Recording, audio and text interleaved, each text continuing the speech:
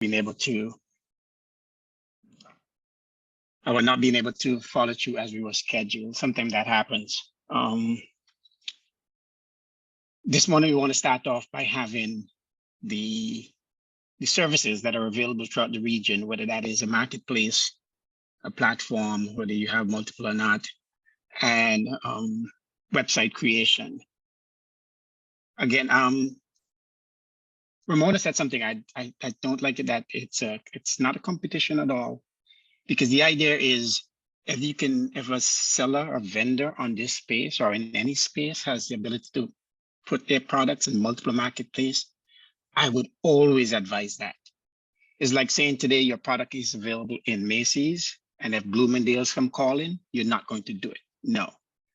Any opportunity, any outlet for you to sell in those spaces, as long as you can manage it efficiently, I would always advise it.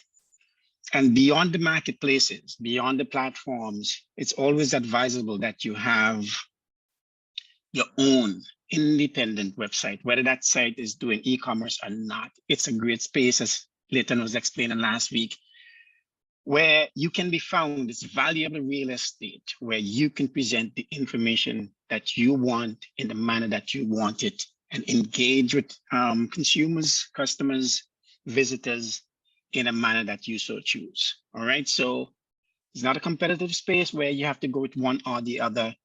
If you can afford to, if you have the ability to, if you have the resources to go on multiple platforms, I always advise it. All right. First, I think we have Shop Carib and we have Planting Seeds here. I hope that we do. If you are, just raise your hand.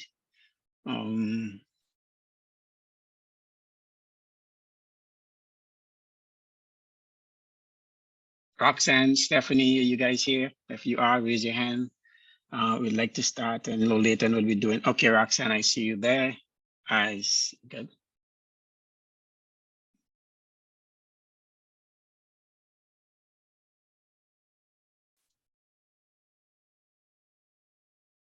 Okay, it's Planting Seeds in the room. Yes, Stephanie's here. Oh, Stephanie is here as well. Thank you. Okay, and Leighton again. Leighton is going to do his pitch as well, and so would I. So let's start with Stephanie. Your hand is still up, so let's go ahead. And if you wish to share the screen, just let us know. Well, we should give him share screen, the ability to share screen. Yes. By default. So I want to know if you can just set up for the persons who are regular participants on the meeting, so that they can easily share a screen and put it.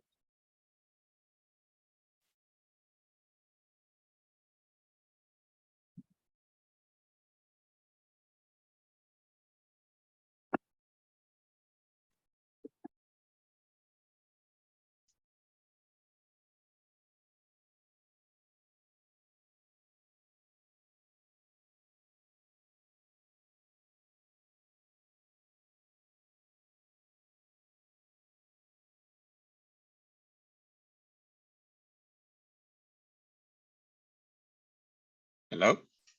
Yeah, so all participants are allowed to share screen. Okay, so Stephanie, are you ready to go? Hi, I wasn't sure if I was presenting or not today. So I'm gonna have to get a minute to pull out my presentation. Okay, but no issue. I think I had a question because I wasn't too sure about, because for me, I'm here to like learn, I'm here to improve like our tech and marketplace and see if there's anything that we can add or improve on the service. So I wasn't sure like what the presentation is about. I wasn't of the impression that I was like presenting it to get on boards. I was more presenting it to so that you can give an analysis of, you know, how it's operating, where the items to be improved, that kind of stuff. Okay.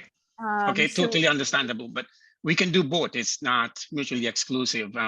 As I said, I've been working on a platform for a number of years, and I'll tell you, I'm happy to share with you guys tips and ideas that I've been using. Okay. You just give me 1 minute. I'm just joining the meeting on another computer. If you can just let me. If you need extra time and we want Roxanne to go ahead, just let me know as well. Okay, If Roxanne is ready, that is. Sure, no problem. I'm here. Okay. All right, Stephanie, you want Roxanne to start and give yourself some more time? I'm just about to share the screen and open the Okay. presentation. So All right, Roxanne, if Stephanie is going to start. sorry. Just give me 1 minute. I think I would have also sent it with you guys, sent it to you guys. But here it is. Okay, can you see my screen? Not as yet. Yeah, there we go. Okay, great. Yeah, so I wasn't planning on presenting the marketplace as a pitch for onboard. So this is just to share with everybody like where I was at with my technology and see if I can get feedback, as I said before. So I'll just run through it really, really quickly. As I said, well, planting seeds, we've noticed that we can't have just one business line of business. We felt as though marketplaces in general, like across the region, it's very difficult for it to generate the kind of revenue that it needs to have a fully sustainable business just because of the sheer size. And I 100% agree with you. People should also have individual websites, but we also felt that by grouping Caribbean islands and Caribbean countries together, it would be a way of improving SEO, improving traffic to sites, getting international buy-in from different people, and having investment pumped into these sites that can help. We also did a little collaboration with Carib Shopper. So Carib Shopper is another marketplace in Jamaica that's been doing extremely well in terms of export. And we see collaboration as key in order for us to be able to build out platforms that can bring in foreign income into businesses. I'm here in the States right now, trying to get that done and trying to do sales as well up here. So that's one thing that I'd like to talk about. So that's why we have different types of sections in the business. We started off as a TV show and a magazine where we would kind of like a Shark Tank and Dragon's Den, where we'd get investors to invest in people. And we just branched off into different fields in order to be able to get investment. So while ours is a marketplace, we are more of a section. Our marketplace is for us to be able to collect sales data so that we can go to show investors and bankers and grant funders, hey, these people on our platform are doing well. This is what their customer base look like. We are using AI technology to build out business plans from it. And so that's really our goal. So I'll get straight down into this is really what we're trying to do for the world at everybody's fingertips. So while we have the marketplace going in terms of that as well, we're trying to, one big thing about a marketplace that gives a lot of trouble is the supply. So we found that, okay, great, you onboard a new vendor onto your platform, and do they have the funds to invest in marketing? Do they have proper labeling? Is the product tested? Can you actually export it? Have they gotten all of those things in place? If you get a big order, can they fulfill it within a certain period of time? So marketplaces take on a lot of risk with that. We've gotten a lot of slam from customers who've said, I haven't gotten my order or my product. And, you know, it can also be a matter of us being able to get the actual product if somebody does order and getting it fulfilled within that period of time. So we're really trying to solve the problem of financial, social, and digital exclusion.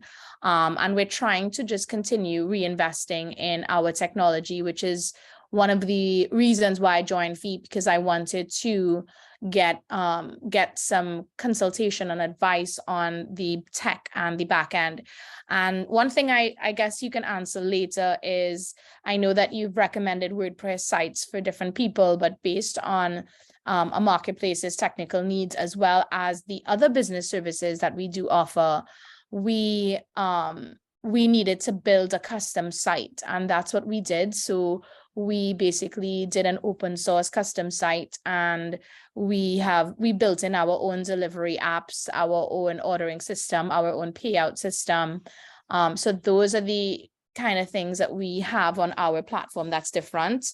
And this is just, I just have a little bit about me, business school. I've been an entrepreneur for the past few years as well, opening up my own businesses. I have a few of them. Planting seeds is definitely one that is very close to me, because I love working with entrepreneurs and helping them develop and their businesses grow. We have some organizational structure. We do have a delivery app for drivers, and we are currently working on our delivery app for vendors. And this is also a key place where I would like to get some help and direction in the new apps that are coming out. I'm still very skeptical about whether or not people even care to download apps anymore. Those are the questions that I would have. Is it getting outdated?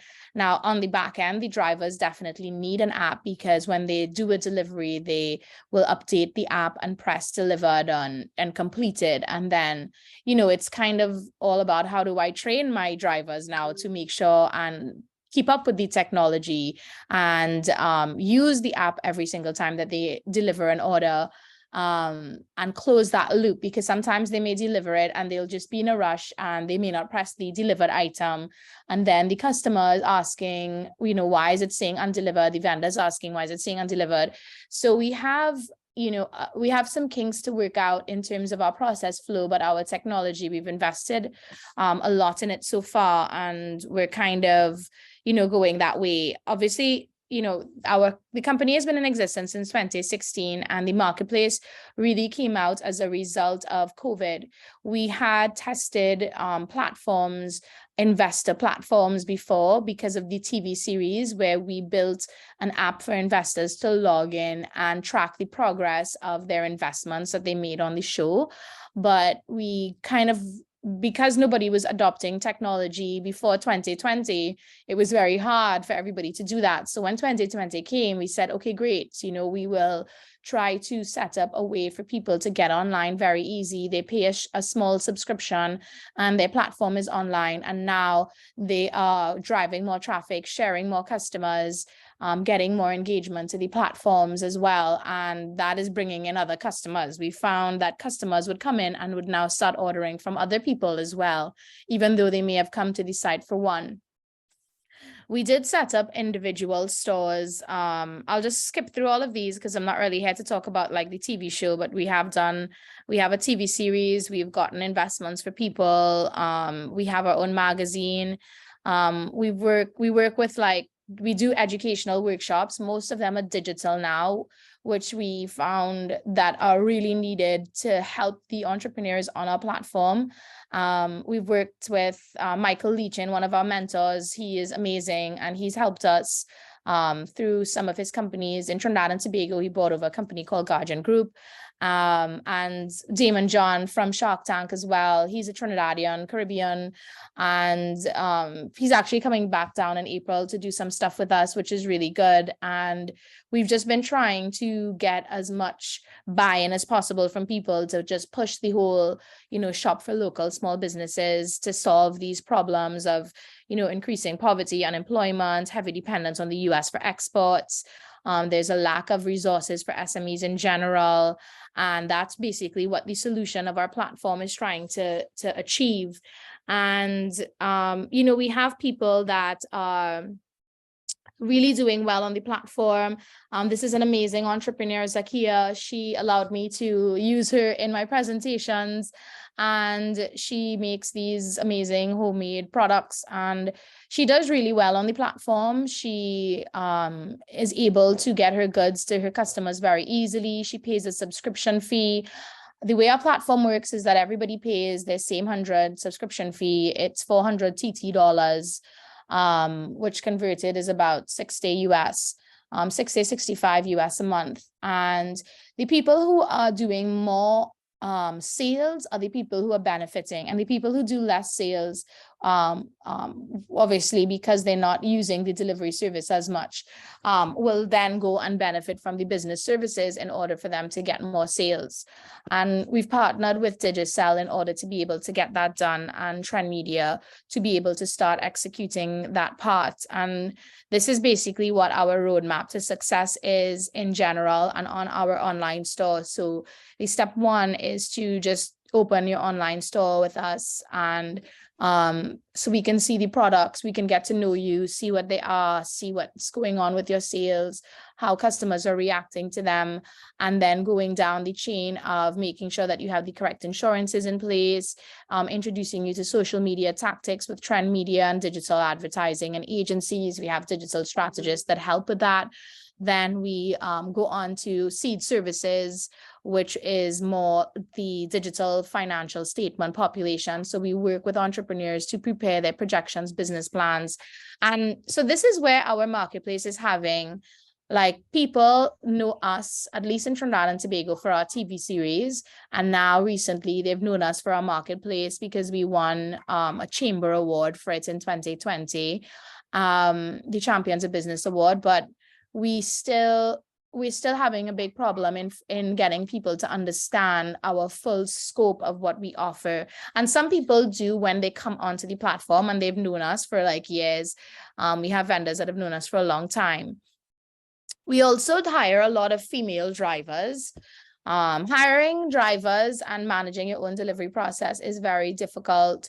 We've gone through loads of things. We've gone through robberies. We've gone through fraud. We've gone through drivers, us first going and renting cars, and then us buying our own cars, drivers destroying cars, us using a delivery app now, which is a mixture of our own cars and drivers that come onto the app, has been very challenging. So I know that the delivery business in general is challenging, and getting execution of that is always a thing, but we've been able to do really well with it. We're currently doing about 6,000 to 7,000 US a month on the platform.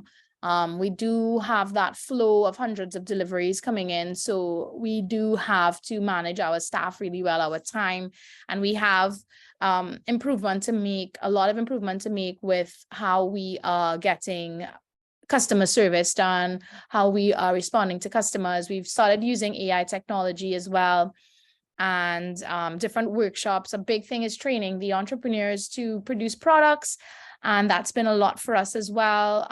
This is our current demographic in Trinidad and Tobago in terms of where the most of our traffic comes from.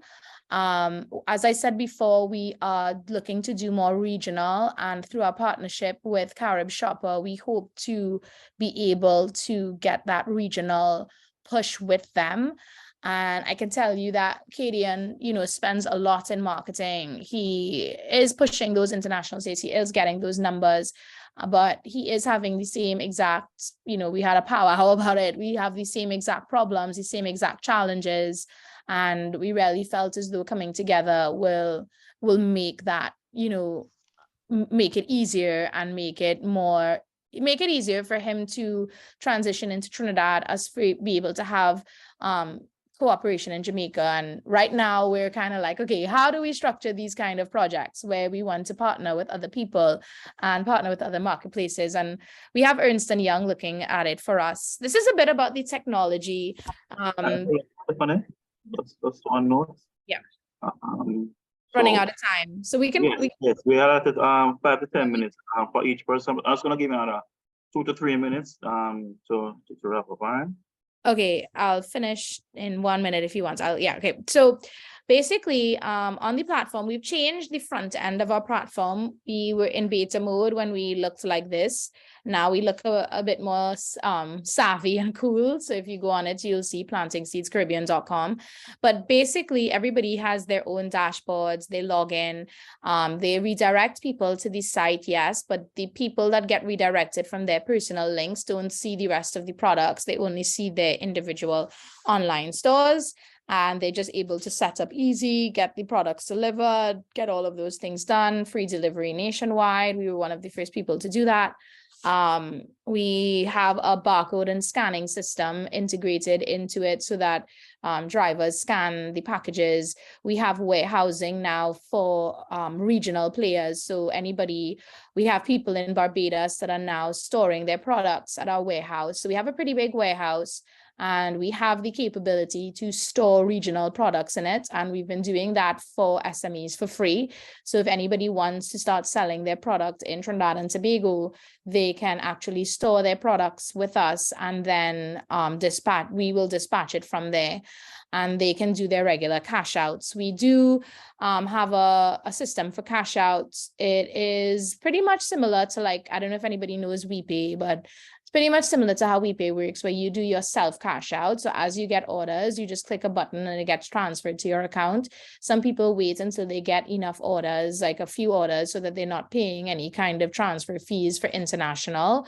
But for Trinidad and Tobago, it's basically, you just get a transfer via bank, and it's easy that way.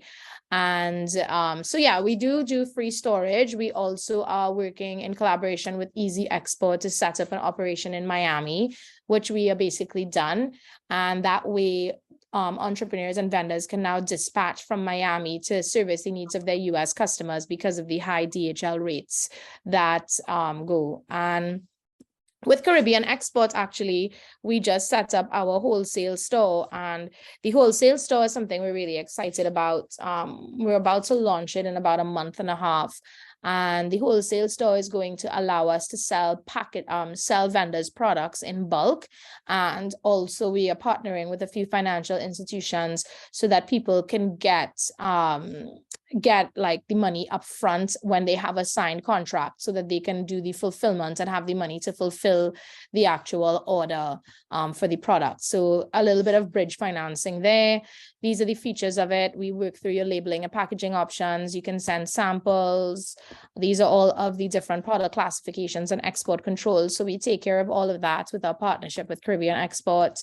And if, for instance, you are in Jamaica and you want to get into Massey stores in Trinidad, you would be able to just upload all of your documents, and an email gets directed straight to Massey stores.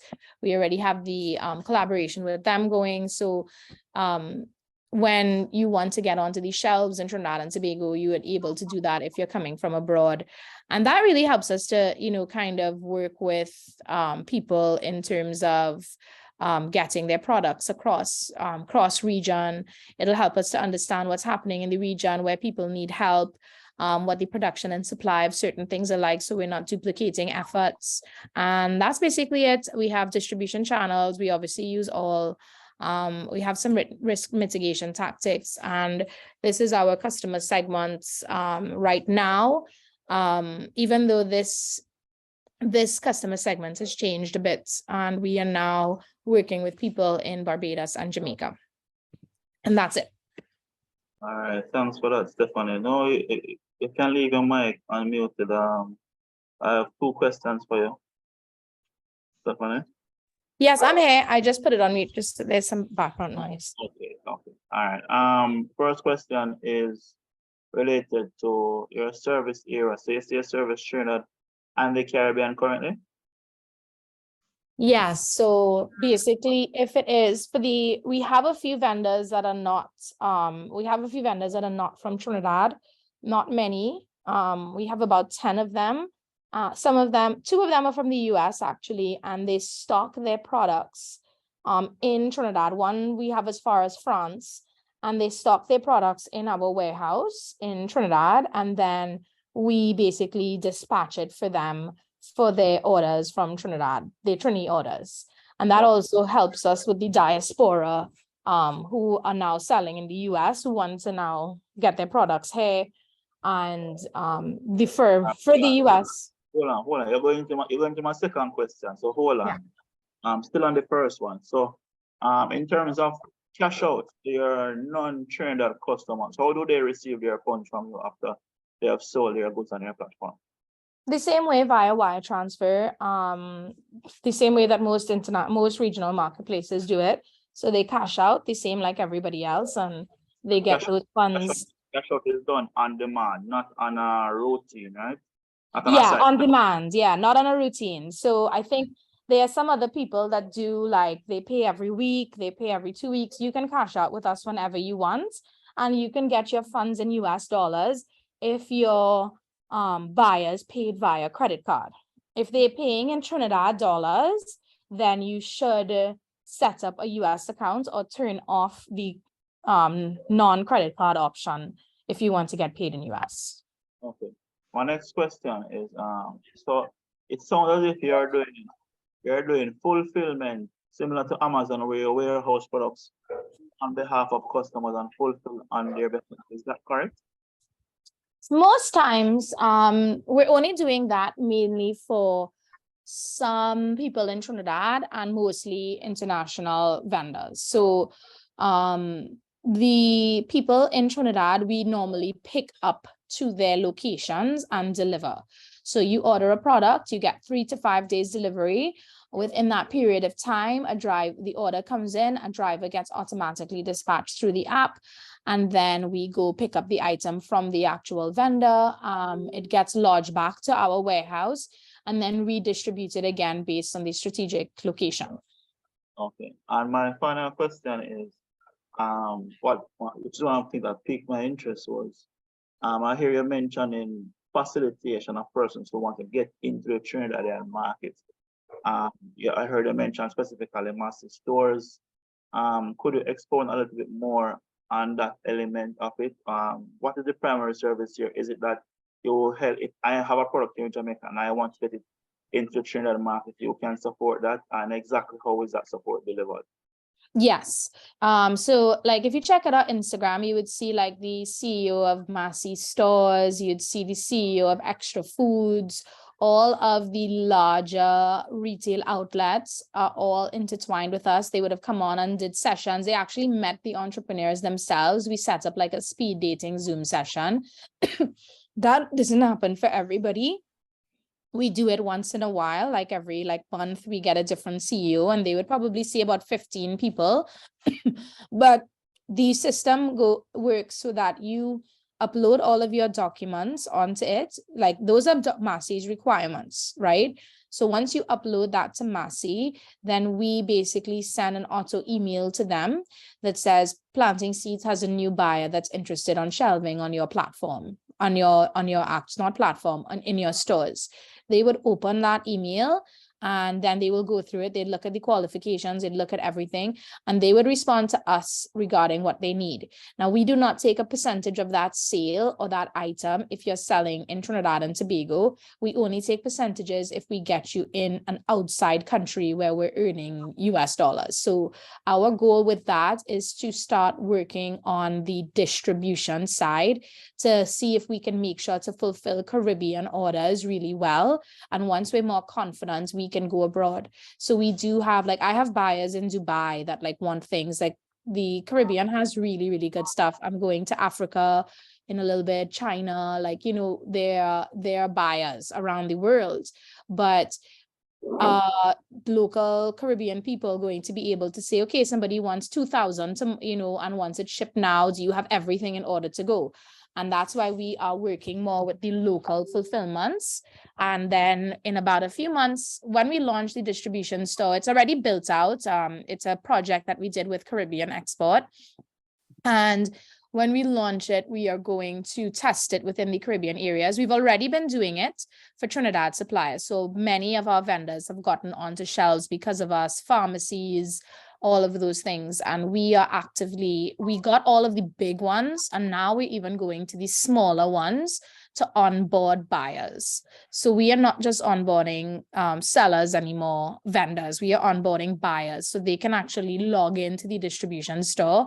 And if they're looking for a specific product, they can look for it, or a vendor can submit their documents and they would get an email with a request. Okay, all right, thanks for that. I don't know if anybody else have any other questions. In the meantime, Stefan, I'm going to just ask you to drop your website URL in the chat for all those who want to visit and check it out. I definitely want to give it a look after that. You've said quite a mouthful, and very interesting business. And I see we're doing quite a lot and adding a lot of value to the space. So congratulations on coming up with something like this. I think it serves a great need. And I like when persons take a one-stop shop approach towards business. I just love it when I can get everything in one place, which is what it seems as if you are working on achieving here, So all the best with it as it grows, but very innovative and good idea. And I can hear the passion as well behind. Yeah, but it's a struggle, and we do need like advice, and we do need help. It's a struggle. It's difficult, it takes a lot of investments. The market is not like paying it back as yet, but we are investing because we fully believe that if we get one winner, if we get one person or 2 people or 10 people to get a product that is, being sold internationally, that's just the door opening, and that's going to help. But we just need to build that capacity, and building the capacity is what's been difficult. And I see, after speaking to other people like Katie and from Carib Shopper, he goes through the same thing. Right. Understood. All right, so I see Ivan here has a question. Ivan, again, unmute and go ahead. Thank you very much. I want to congratulate Stephanie for such, well-established and business, a comprehensive overview of what your enterprise does, and this is typical of the ability, of Caribbean people, to compete. And I say congratulations to you again. One of the things I'm very interested in, you talk about your warehouse in Trinidad, storing, goods and so on. I just want to make sure that I'm clear, on this, that I doing business, my business is established in Barbados, and that I can actually, store my products, your warehouse in Trinidad, while I drive my my promotions and conduct my sales in Trinidad, and that you are able now to dispatch my goods as needs be to varying customers. Is that what I'm understanding? That's exactly correct. So when you sign up on the platform, you pay your 400 TT a month, and we store your items. Now, if you have perishable items, you'd be required to bring your refrigeration units or your freezer or whatever that is. We do have freezer and fridge facilities, but they are normally pretty packed up, and people who have items like that, they deliver their own freezer and they just store their things in their own freezer so that their goods are not mixed up with anybody else's. Some people who are not doing the amount of traffic like that, who can afford that, we let them go into the chiller, our general freezer, but those are for really small vendors. If it's non-perishable, you have your own shelf, the items are stocked, and the stock is inputted into your website and signed off on. And yeah, you can dispatch straight from here, and we deliver to Trinidad and Tobago. I'm very pleased to hear that, and I'm looking for the day when you can even advance more, instead of allowing me, the extra expense from Barbados, to retrofit freezer and so on in your warehouse. I'm also looking for the day when you'll take it a little further, when you'll be able to accommodate, structure your program in a way to accommodate more, of the situation, more of these facilities with less, burden on the supplier. But the idea is an excellent idea, because here is a platform. This is something that we've been fighting, for years, to be able to move our goods and our services in a safe environment, in a ready environment, in an environment of safety where we can actually conduct our business. And I'm looking forward to hearing more, from you on this matter. Thanks. And that's why we're looking for partnerships so much. So I went to Barbados. I spoke to a friend who did another one. She did a delivery app and a delivery marketplace.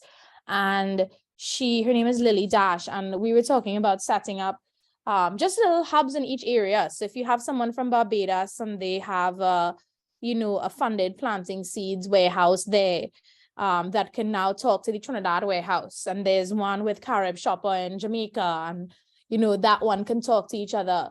Because in this fight, it's not going to be Caribbean versus Trinidad versus Jamaica versus any island. It's going to be like, if we can all come together and really maximize our limited resources to share, to be able to get out. Because even when it comes to staffing, customers, when I deal with people in Jamaica for customer service, it's much better dealing with people in Trinidad.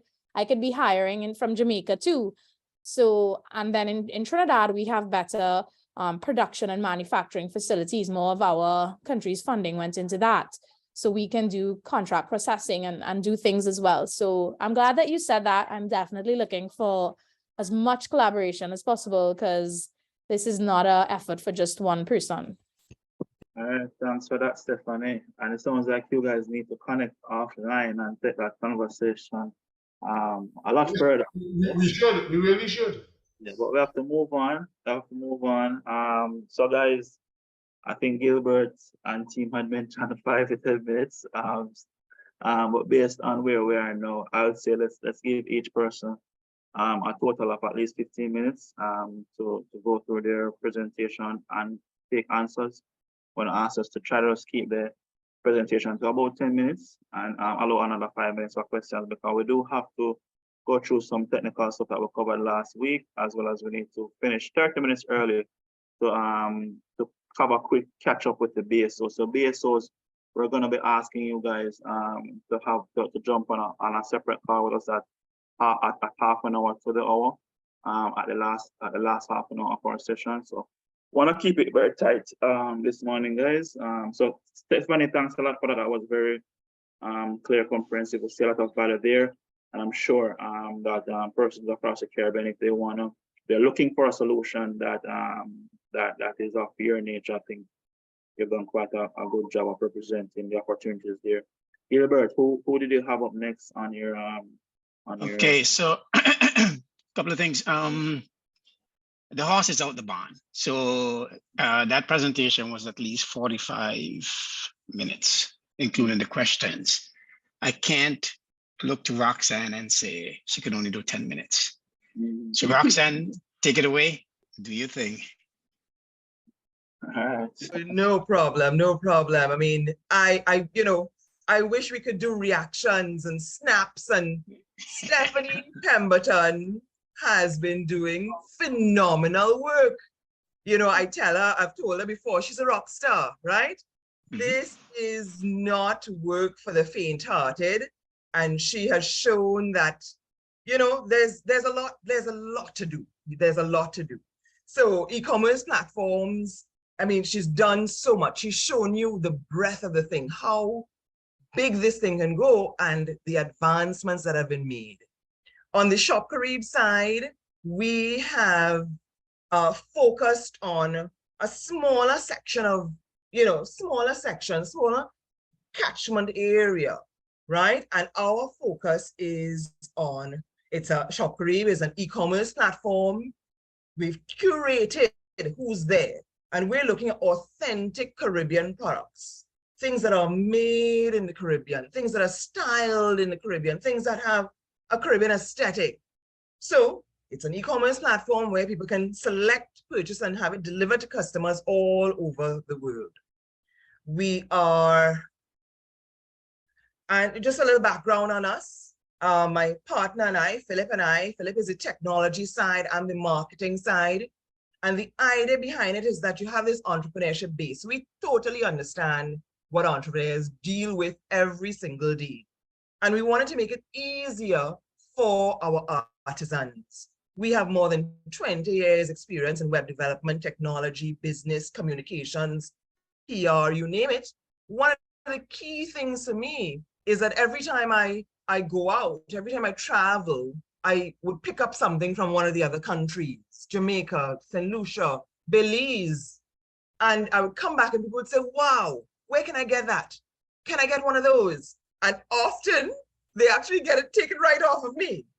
So that's where the idea germinated, you know. Can we create a platform where people can come very, very easily from all over the world and access Caribbean-made products? So then COVID came. In fact, we had the plans for Shopperib done since 2018. And we were going through all the mechanisms, putting the e-commerce in place, putting the banking measures in place. And then COVID hit and we said, you know what, let's go. So we launched in the height of the pandemic in 2020. Our focus, as I said, authentic Caribbean-made items where artisan entrepreneurs can find customers. Our focus is on export. We want to get these products out of the Caribbean and to customers all over the world. We actually have a dynamic relationship with DHL where they deliver to 220 locations worldwide. So we've had orders from Norway, Australia, India, where we've been able to fulfill very, very quickly and seamlessly to the customer. Skin and beauty care, books, candles, homeware, and casual Caribbean style clothing are the highest selling items. And just a little overview on what we look like. So we tend to see Shop Carib as a community. It's where we get to put vendors in direct contact with customers and so that they can access the items that they want. We have the widest collection of handmade Caribbean products, more than 168 registered vendors, 90% women owned. And I just want to shout out to all the women entrepreneurs. International Women's Day was yesterday. So we're celebrating for the entire month.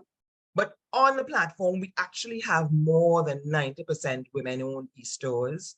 It's the creatives, it's the entrepreneurs, the designers, the innovators, the writers, even writers. We have books on the site, we have art on the site as well.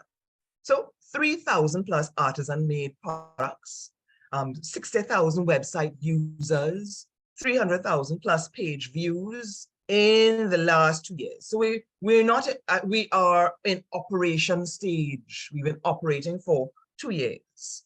And it's a very innovative thinking on our side. This is just we have vendors who have become part of our family, and one of them shared this quote with us, if you want to go fast, you go alone. If you want to go far, you go together. That's an African proverb, right? Shop Carib provides a platform for us to move forward as entrepreneurs together. And the idea is it's 100% Caribbean.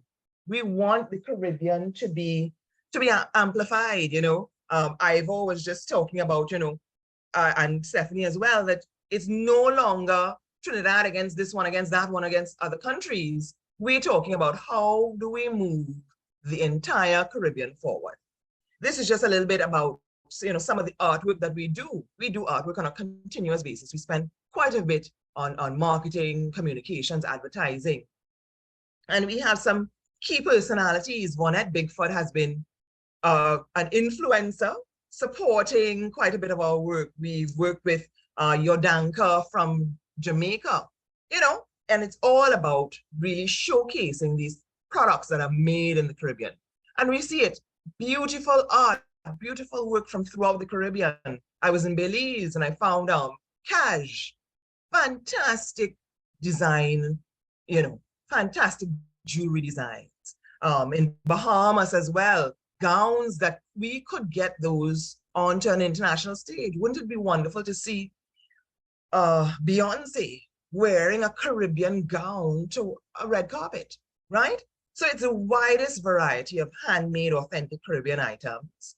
We focus on health and wellness. In fact, that is an area that is fastest growing worldwide.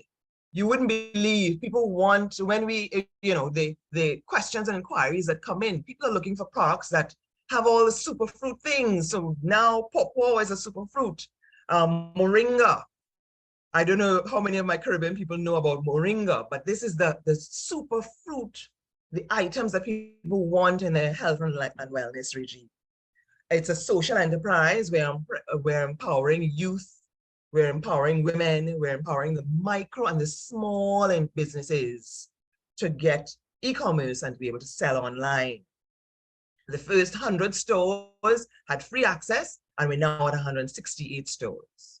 So the Tobago Pavilion, I wanted to show you all this element. The Tobago Pavilion is really a showcase area for vendors purely from Tobago. And for us, it's a mechanism that we'd like to replicate throughout the Caribbean islands. It's an opportunity where we can then centralize operations so that we have a focal point that people can get to very easily, to our Barbados Pavilion, to St. Lucia Pavilion. And it helps us to hone in on some key things. Shipping is a challenge in the Caribbean. You know, logistics, storage challenges. But if we can create this competitive advantage for each country in a space where we're able to then just create a focal point in that island, I think that's the way we would love to be. So the Tobago Pavilion allows us to showcase 10 or so vendors out of Tobago who have some fantastic products, but didn't have an opportunity to get online. And you see it's supported by Ministry of Trade, their business booster, their export booster, and a key element, Export TT, which is our BSO in Trinidad and Tobago, focusing purely on export. And that's our key thing. We want to get your products out to the rest of the world. So to become a Shoply vendor, you actually have now your own e-store with a dedicated URL. We have a space that is specific to artisan-made products. We have cost management. It helps you to alleviate the burden of costs associated with having to source the capital to achieve your own. And I agree with Gilbert said earlier, you know, you have to have as many different avenues for the showcase and the sale of your products. But we're offering you just one other element to add into your arsenal, right? Increase your sales. So we do marketing for customer acquisition. It's access to international markets so that the foreign customers can see your products. You benefit from that collaborative marketing effort. Payment process, we accept credit card payments via First Atlantic Commerce. And we've talked about First Atlantic Commerce in our sessions. And we also do First Citizens credit card facility, helps us as well to be able to collect the payments and then dispatch the payments to our vendor accounts. A fast delivery service using DHL for worldwide shipping at negotiated rates. So we've been able to, based on the quantum of sales that we've had, been able to negotiate some savings, which we pass on to the customer, but savings through DHL. That is critical. Getting the products out and into the hands of customers in 5 to 7 days. I mean, and that's telling you about getting to the UK, getting to, you know, North America in 7 days, right? And then there's all this lovely back-end e-store management. It is, we do training to help our customers. We do have onboarding. We have staff members who help you, you know, to guide you through. But you know what? We've seen vendors who set up their e-stores on their own one evening, you know, 5 o'clock to 10 o'clock in the night, and they set up their e-stores. So the back end allows them to, you know, click and drop, point and add information, put your descriptions. Very, very useful. And what the customer gets, we're talking about international customers now get to access your unique and well-crafted Caribbean products. They get this fast delivery using DHL. They get to make their payments easy on the system. And then there's also the secure payment element. You know, our background is in technology. Our background is in web development. And so it's been critical for us to get all those things right. And it's there. So we find that customers are coming back. They may come, buy a few items, and then return, you know, a couple months later to buy more. And it's because we have that, the security is in place, the ease of doing business on the platform is in place as well. So thank you, my VEAP cohort 2023. We'd love to have you on board. Critical for us is that we're talking about exporting. We're talking about actually getting our Caribbean-made products to customers all over the world. And the intention is more, we focus on that micro and small entrepreneur who wants to get their products, their handmade things. We know it's not going to be bulk. We know it's not going to be hundreds of products. Get that directly to your customers all over the world. So e-commerce is the future. And we look forward to having you on board with Shop Carib. Thank you so much. All right, thanks for that quick presentation, Roxanne. You did actually manage to keep it at exactly 12 minutes. Thank you a lot for that. Very interesting again. What I'm hearing here, Roxanne, is that and you can correct me if I'm wrong, but it seems as if your position is really you know, enabling the handmade manufacturers, person who make things by hand to really list their products. Is that your core? Is that where you say your core market is, or your core sales come from handmade based products? Because I know that there are quite a number of companies in here who, you know, specialize in, you know, homegrown handmade types of products. Is that where you yes. It's more the creatives, the artisans. I mean, when we say handmade, you're talking about jewelry, you're talking about leather craft, you're talking about you know, designer items, gowns, you know. But right. Of course, there is the opportunity to incorporate machinery, machine working. But what the concept is, we're talking about the artisans, the creatives, the writers, the designers. We have a book on Minchel. Minchel is a carnival mass man from Trinidad and Tobago. And that's a critical product that sells. You know, people want, so it's a coffee table piece. It's not handmade, but it's the creative side. It's the images, it's the writing in it that people connect with. And I can see that artistic expression coming out from your visuals. Yes. So definitely spot on with trying to connect with your intended market. I see a question here in the chat. Is there a sign-up fee or on the monthly, yearly subscription fee associated with your service? What's the price?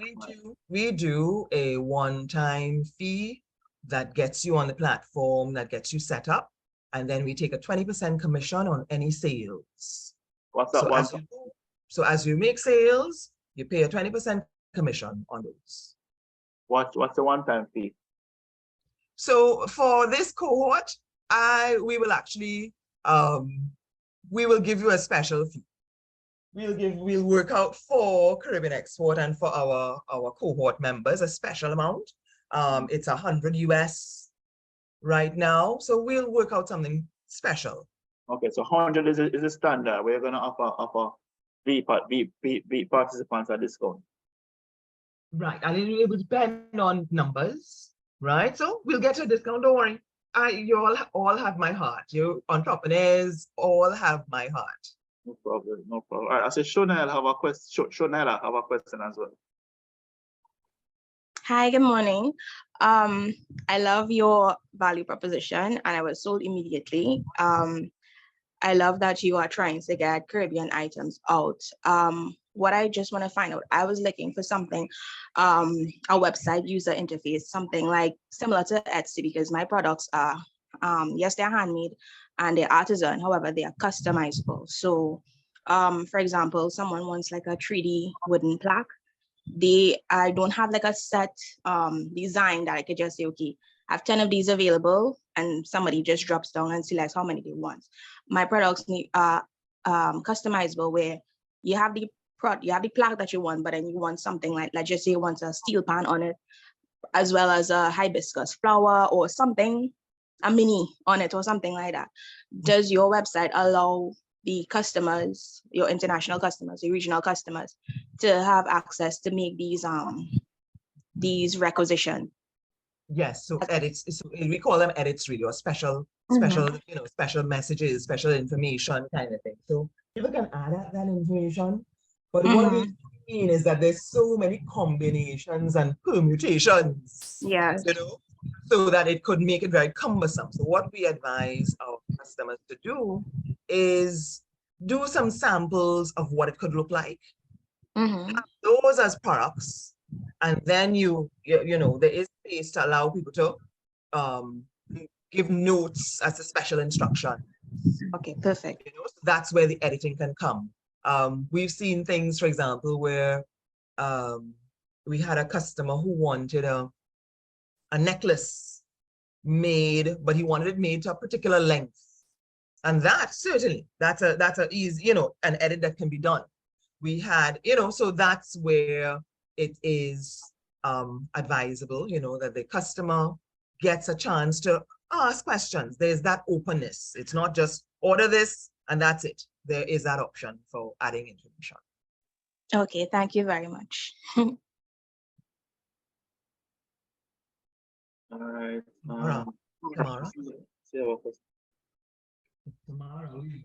Tamara and Gavin. Tamara has her hand up first. Hey, how are you? So I couldn't, Roxanne, I can't help myself.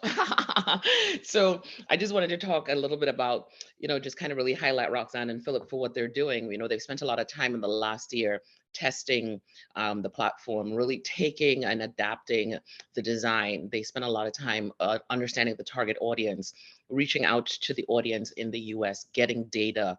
So they really have a lot of information that informs what they're doing, all the processes, information that informs design, user experience. So they're thinking about things that, as sometimes the entrepreneurs, we aren't thinking about in that web space. That's really, really important to step into that international market, right? What are the right pictures? What is that right look and feel? How does it work on mobile? So all those elements are really, really thought out, and they're spending a lot of money in the marketing element so that they can test and really get you in front of the right audiences.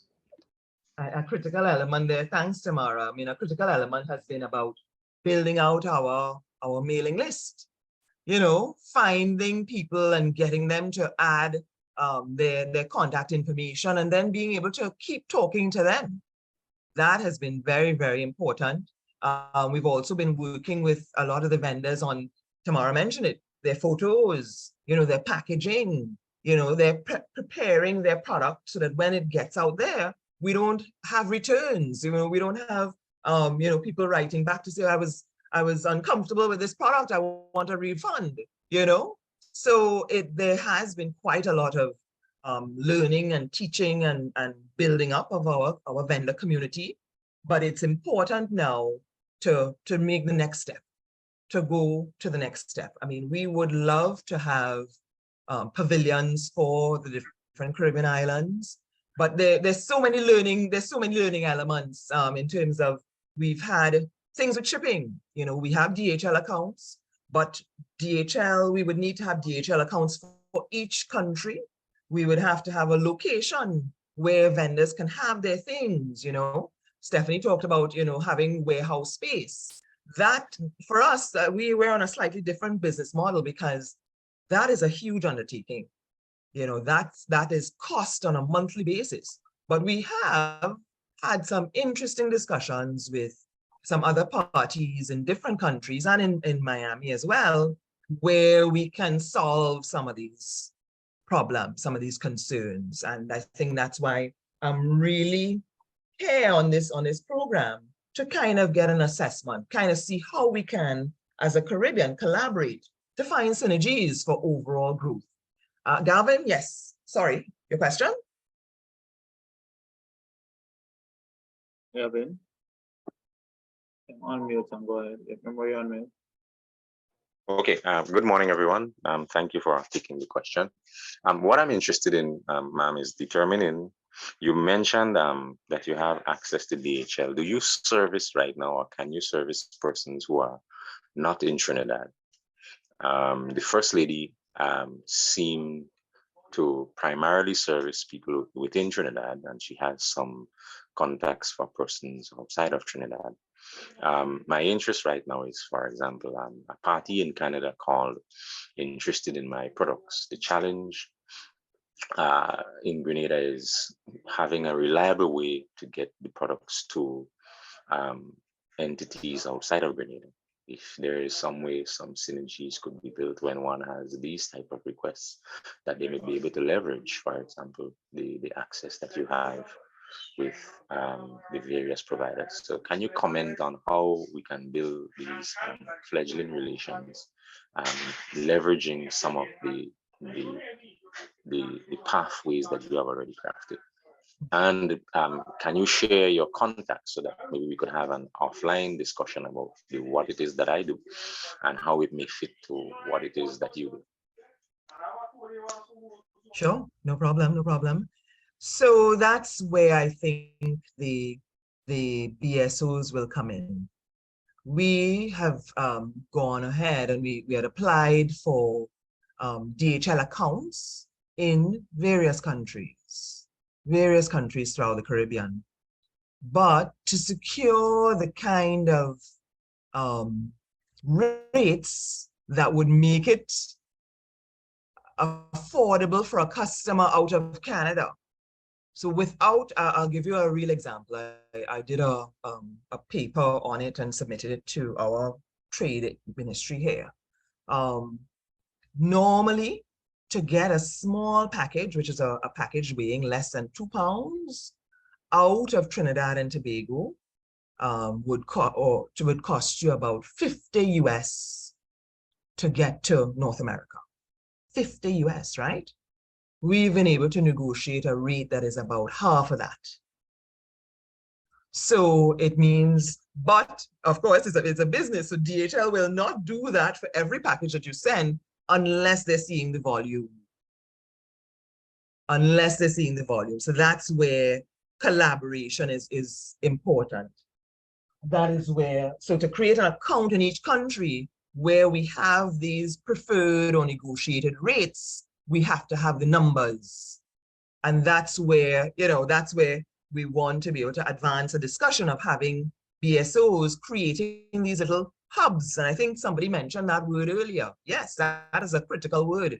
Hubs in each country that we say, okay, we have 15 vendors for this Shopkery DHL account in Grenada. We have 15 vendors for, St. Lucia, Belize, whatever.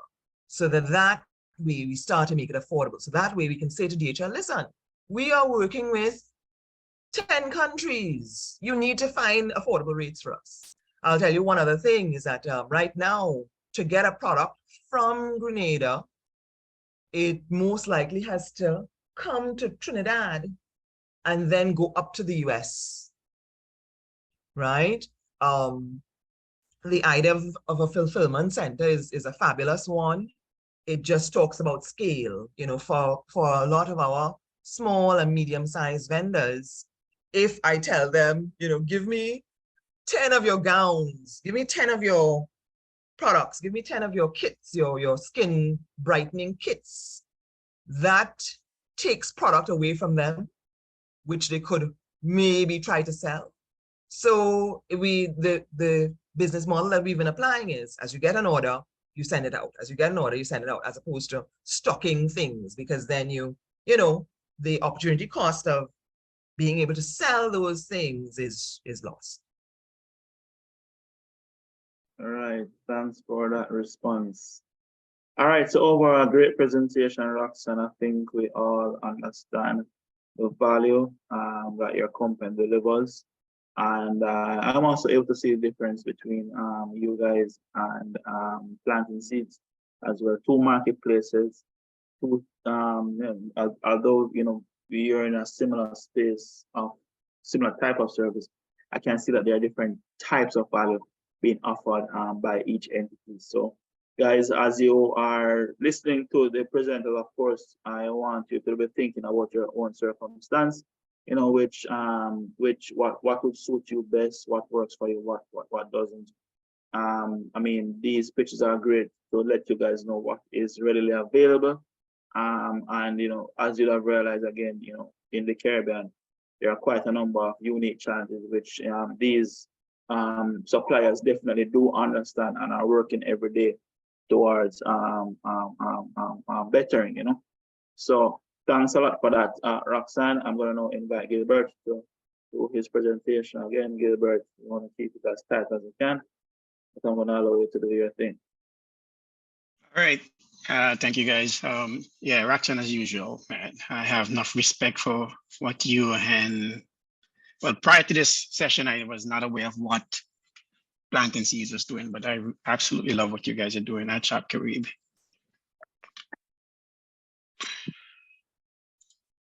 I'm just going to jump straight into a number of website pages that we have and talk about what we do. Like ETNIF has been around for a while under different names. At some point in time, we launched in Jamaica quite a few years ago, I think in 2017, 2016, and ran into issues. Our focus back then was on what the consumer wanted. And after a while, we realized that is an issue, right? Unless we focus on what the vendor needs, the consumer will never get what they want. I know Stephanie spoke about the challenges of fulfillment, right? Yes, because of the scale, the economies of scale on which a number of our vendors are performing, it's a challenge for them to get their orders to market. The technology was missing in that space, that communicative technology that allowed them to say, yes or no, we can and we can't fulfill this order. Or we have enough supplies within our supply chain to actually meet those demands. How do we become more flexible? How do we communicate with the consumer and say, well, yes, we can make this happen, but it will take longer than this prescribed time. Is that okay with you? One of the things that we do, the focus of ETNIV is providing the vendors with that space where they can focus on their core competence. If you're a cobbler, we want you to focus on that skill set, right? If you're a seamstress or if you're a designer, we want you to focus on making your dresses. Let us take care of the challenge of getting that product properly described and to market. Payments are included, shipping is included, and a suite of other features that are included on the back end. But as I said, we've been around, we have failed in quite a drastic way. We have lost money on application development when we ask for applications to be developed and vendors say, yes, we can make those developments. Then you realize they actually can't. So walk away with our money. We have had theft, we have had embezzlement, we have had just downright failures. But from those failures, we have learned from trying to represent vendors and then realizing that we were failing at representing the vendors with exactly what they want or what they need. We have had to regrow. Get my pages together and come on up.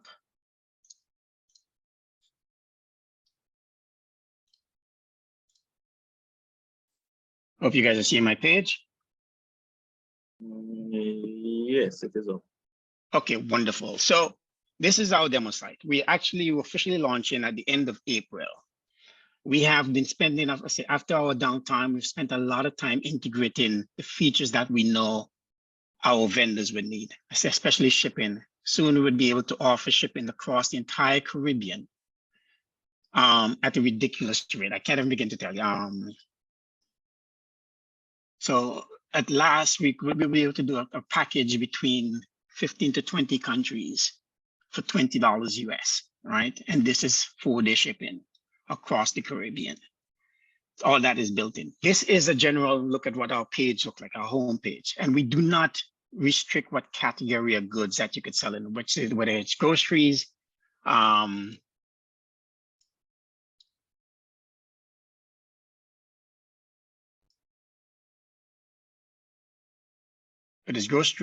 whether it's local products, the arts and your craft, you can be specific to that. Health and beauty, electronics, hardware. For us, we really don't care what category of goods you want to engage in.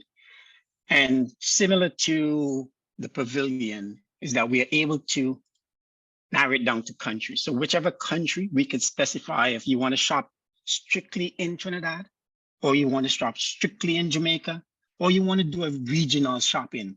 Or if you're looking for a particular product, let's say, for instance, I'm in St. Vincent and I cannot find a particular product.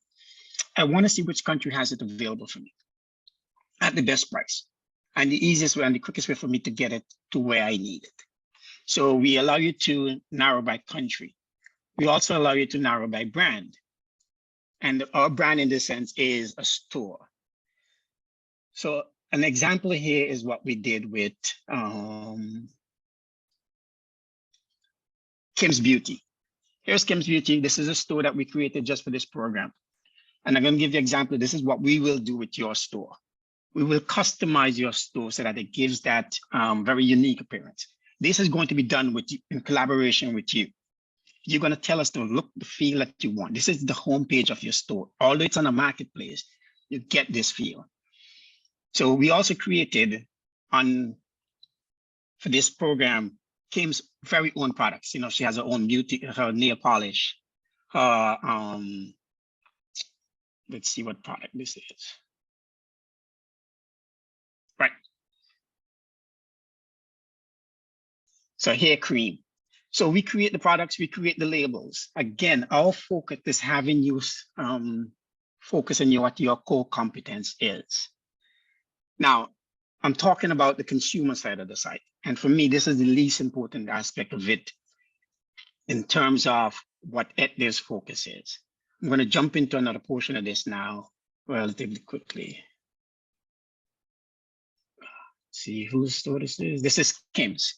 So for Kim selling on Etnev, we provided her with a dashboard where she can now, she has a catalog management. So she manages her product, the description, the images that goes along with that product, any attributes at all. She gets to manage that within her catalog of products. She gets to see her category. If she wants to sell it across the board, she's selling health and beauty. She's selling, that's what, as I said, any category of goods that she chooses selling, we would allow her to do so. She write product descriptions. She edit images, she upload different images at different times, and she get product reviews based from her customers. She will see all that in here.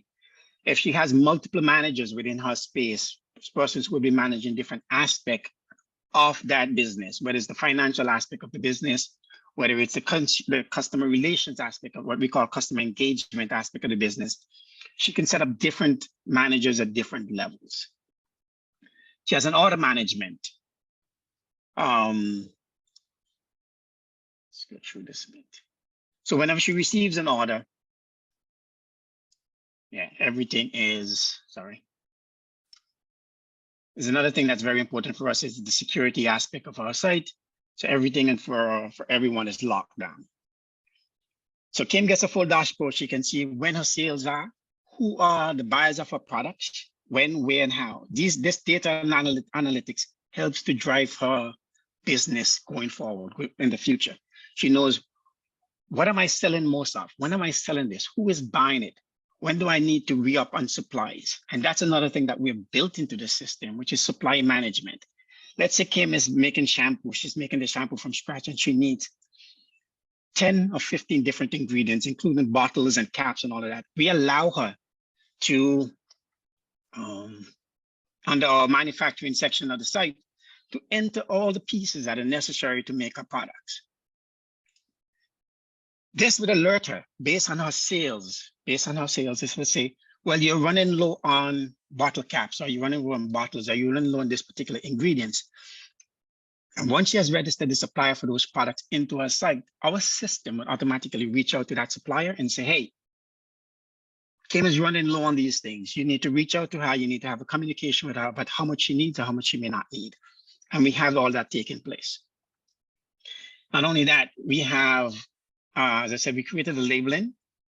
we also created what is called a product authentication. You're not seeing this in this aspect of it because this is not something that Kim has bought into.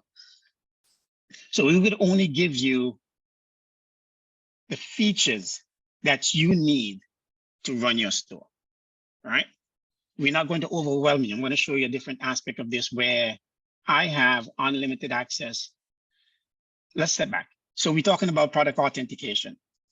So in here, this is one of Kim's product, and we're able to authenticate it based on her label. If she prints out the label that looks like this, that goes on her bottle. I hope you guys are still seeing all these pages as I move through quickly. And you go ahead and you scan one of these QR codes.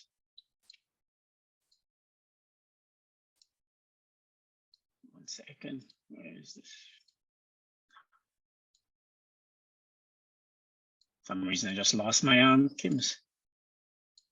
Yeah, and once you scan the QR code, it's come back and it says, I could authenticate, our system could authenticate that this product, this batch of product was made by Kim at this location, the batch number and everything.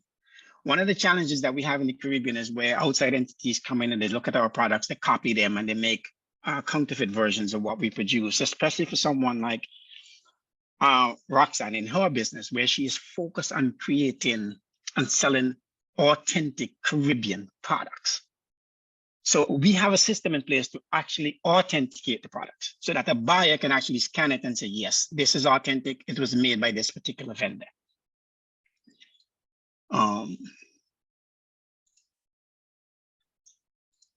This is slightly different. This is what we call a super admin.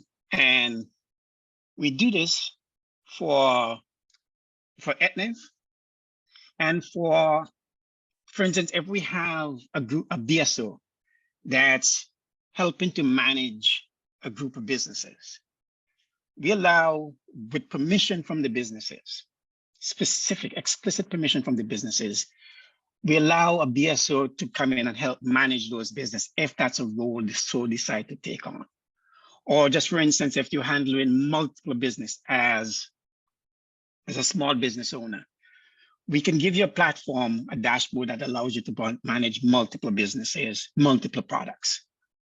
So in here, we look at stores and orders. We can see all the different stores and what they're selling if you're managing different stores.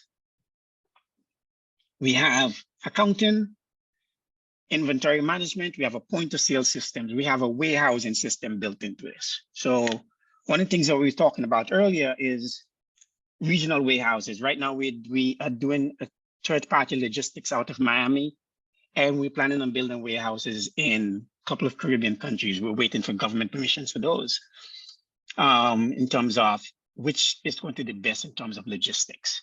A lot of this warehousing and shipping isn't handled directly by Etniv. We have third parties throughout the region that we have incorporated into this process. So what we want to do, what our aim is to use our application to turn your store, like your store, your space on premise, we will warehouse that space in a manner that allows it to be for easily inventory management, picking, sorting, and shipping. If that warehouse space is now outside of your immediate space, where let's say you're storing your products in TNT with planting seeds, we allow you full warehousing access to that space virtually, right? So you know what products are there and how they're sorted, right?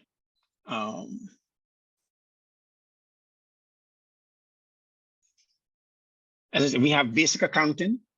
This would do all your basic accounting for you at the end of the month. However you want to set this up, you could actually integrate your accountant, give your accountant an account with us, and all they would have access to is the information that you need, that they need access to. Shipping, as I said, we are built in. We have this really unique feature that we built. Again, because of COVID and because of we wanted to be environmentally conscious. Rather than buying our own vehicles, rather than putting additional vehicles on the road, right? We reduce our carbon footprint by allowing, whether it's the local maxi taxi, the robot taxi, the official transportation system in each country, to register with us, drivers to register with us. We go through what is know your customers, verification of these drivers. So these drivers sign up on our app, the vendors sign up on our app. If we have a package that is going from Mobile to Kingston, right? If there's transportation already going in that direction, we didn't see the need to put an additional vehicle on that road. We allow a driver who signed up with us to say, well, I am moving from Mobile to Kingston and I can move that package. They show up at the vendor store, and based on the app that they have, they're able to scan that package, what we call a chain of custody. So we verify that there are 5 bags that's leaving from Kim's Beauty and is going to John Jane in Kingston. So that the app verifies that the driver actually picks them up. Both the vendor and the consumer, the person who bought this stuff, can track the movement of that package across the terrain. When it finally gets to the person who bought it, that person now has to present a QR code to the driver that verifies that the person who's actually collecting it is permitted to collect it. Right? So there's a complete handoff. There is no wondering, oh, well, I wonder what happened to the package or who received it or not. All that is done there. We have our store manager, our pickup windows, and within the store manager, you could, as I said, different manager, inventory history and all that stuff.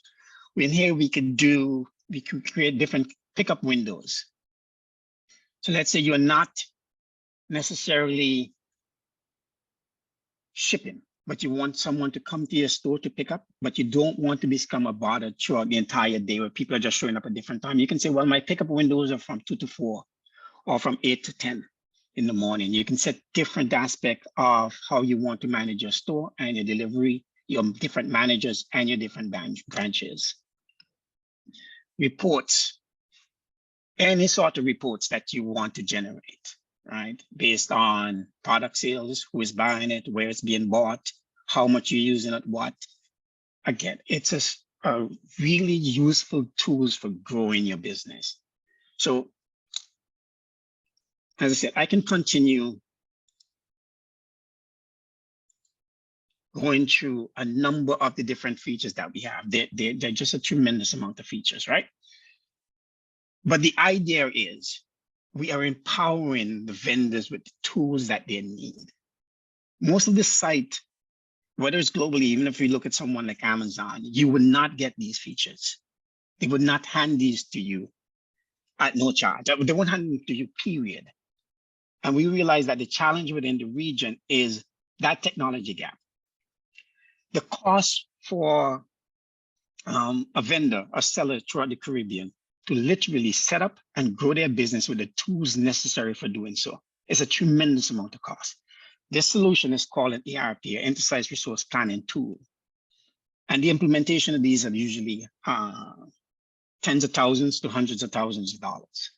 But we realize, again, based on who we are as Etnib, we come to the space and we see what is missing. We're not looking to recoup the cost on this immediately. We understand these are long-term investment, and the businesses typically would not have the resources to invest in solutions like these. So we present them to our businesses and say, hey, use these tools, grow your business, right? Because for us, the way that we do business, we take a commission on everything that sells. The more you sell, and only when you sell, we make money. So we provide you with the tools that allow you to grow that business in any direction that you want. We have, as I said, inventory management, product management, order management, branch management. Let's say you have a single store, but different branches throughout your country. A single store, multiple branches, same inventory. I can see what is available in Kingston. I can see what is available in Mobile. I can see what is available in Ocho. If the store is also located in Trinidad, I can see what is in that store as well. So we allow, this is all a cloud-based solution. Nothing has to be installed on your computers unless we're looking to do offline inventory management and that type of stuff. The tools that are required to do a lot of this scanning, it already exists. It's your cell phone. It's in your pocket. You download an app to your phone and you could start selling. You could start collecting payments, all via that. We have several payment solutions built in, from credit card to Skrill to PayPal to Payoneer. Again, check out how you cash out is on you. If you choose to cash out with Payoneer, the Payoneer system, they would provide you with a debit card that is based in the United States, or you can leave the card, they could send you, they could transfer the cash to you. That's something that we are hands off on in order for us to maintain some level of security, right? So we integrate with Payoneer, we have a partnership with Payoneer. So they handle all of those transfer payments to you. What else am I going to talk about? So yes, so the site is geared towards vendors, empowering vendors, regardless to where you want. We also provide hands-on support. It's one of the key things that separate us. So from the time you have a concept, an idea, and you come out, reach out to us and say, well, we have an inventory that we want to upload. Our team would help you upload those products, sort them properly, ensure that there you have proper product descriptions, ensure that your prices are right. We'll do our best to get you international codes on your products. If you don't, if those are not available, then we provide you with unique ethnic codes. So you could track your package across our platform. Gilbert, remember one some time for some questions, just to remind you. Yeah, no doubt. I'll get to it.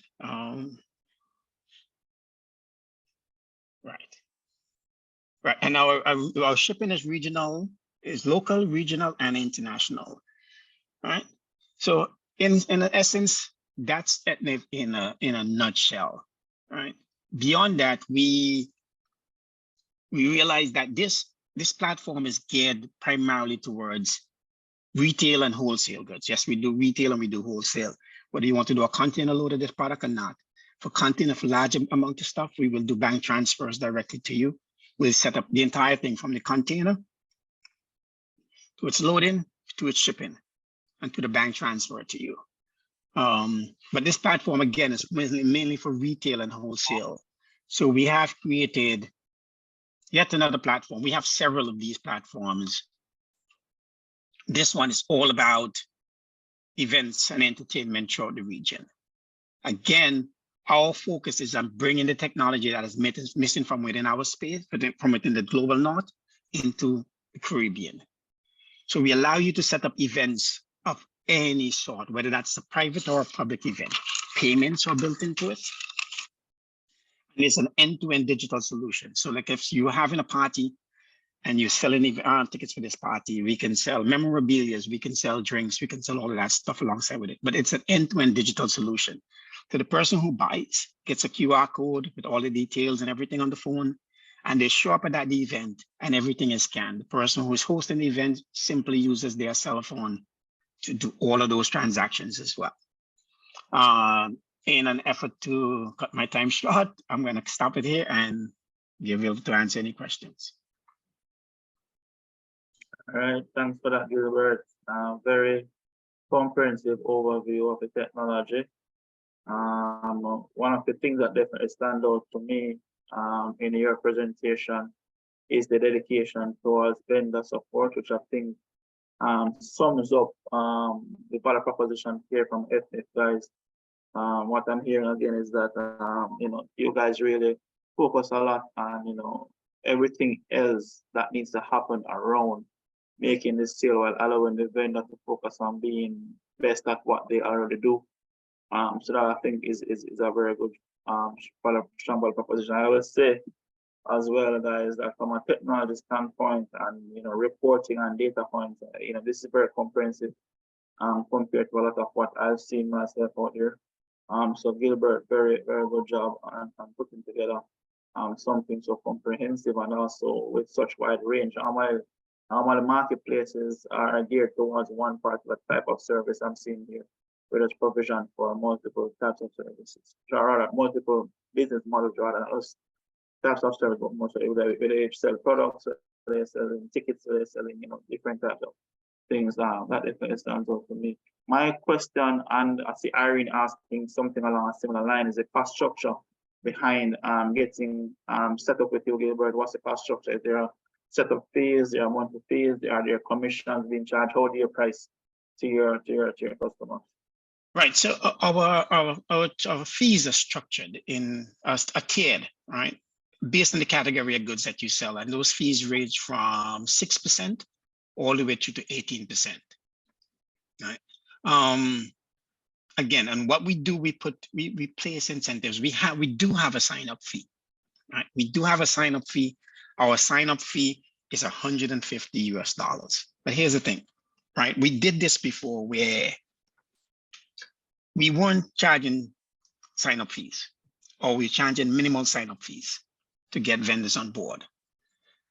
But what we understood is that once people realize that there's no charge to this, there was no drive for them to sell. So what we do now is we say, all right, our sign-up fee for 50 items is $150, but this is completely waived based on your sales numbers. If you were pushing your sales, and yes, our team would help you create. We have a team of graphic artists.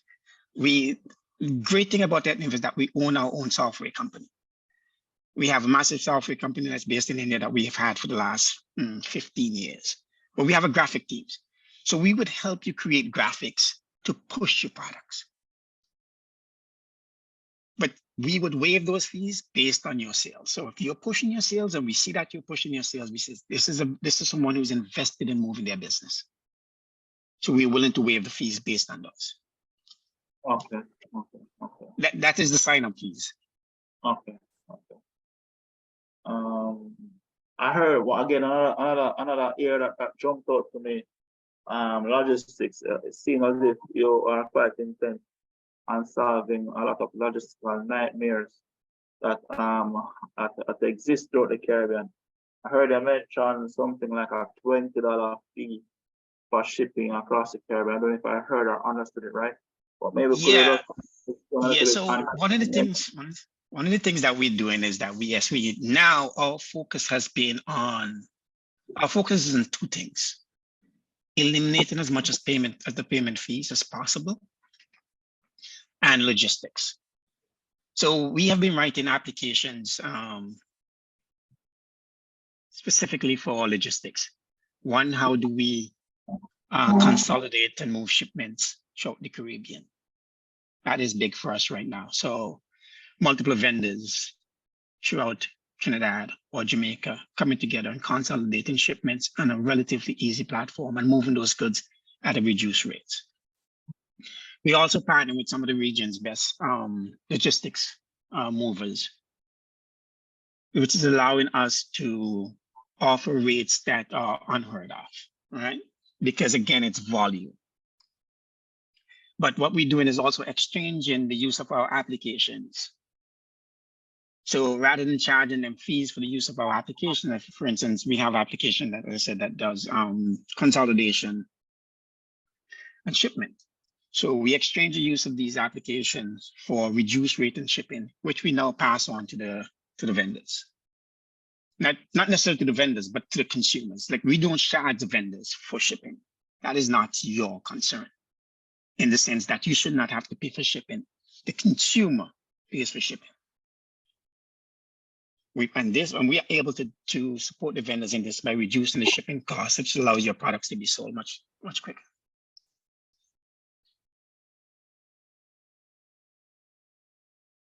Okay, thanks for that, Gilbert. Are there any other questions, guys, before we jump into my presentation?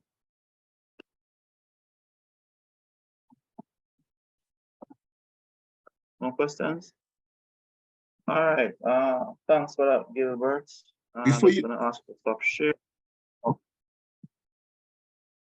Gilbert, you had something else to say? No, that was someone else. I think that was Ramona. That's fine. Go ahead, Leighton. Sorry for that. Okay, all right, cool. Oh, Ramona, you're back. All right, so Ramona, we're gonna ask you to share the emails of all the persons who shared, or send them over to the I know the person want to share their contact numbers. I'm okay with that as well, just to share it with all the participants, that they can reach out to the person's individual to learn more about what their platforms have to offer and possibly establish relationships with them.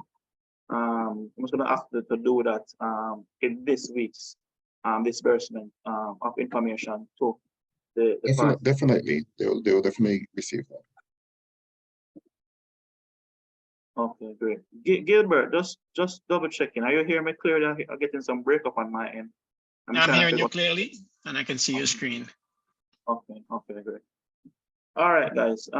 I'm gonna keep my presentation as short as I can. I'm gonna aim for about 10 minutes with rest of time for questions and answers. With an additional 5 minutes of question and answer. So I'm hoping to finish by 11 o'clock so that we can run through an exercise and then have a session with the DSO.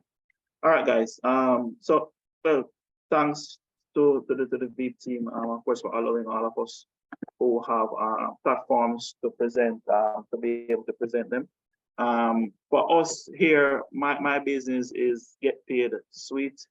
You know, we are a company that, well, we just formed Get Paid last year. However, we formed Get Paid out of my previous company, Mobile Edge Solutions, being acquired by a larger company here in Jamaica called iCreate, who is trading on the Jamaica Stock Exchange. And a major part of that rebranding is to really refocus our business on meeting the needs of the Caribbean entrepreneurs who are looking to use e-commerce to sell their products and services online, as well as using technology service your customers anywhere, anytime. My presentation offers more of a website solution, a web app solution, not necessarily a marketplace offering.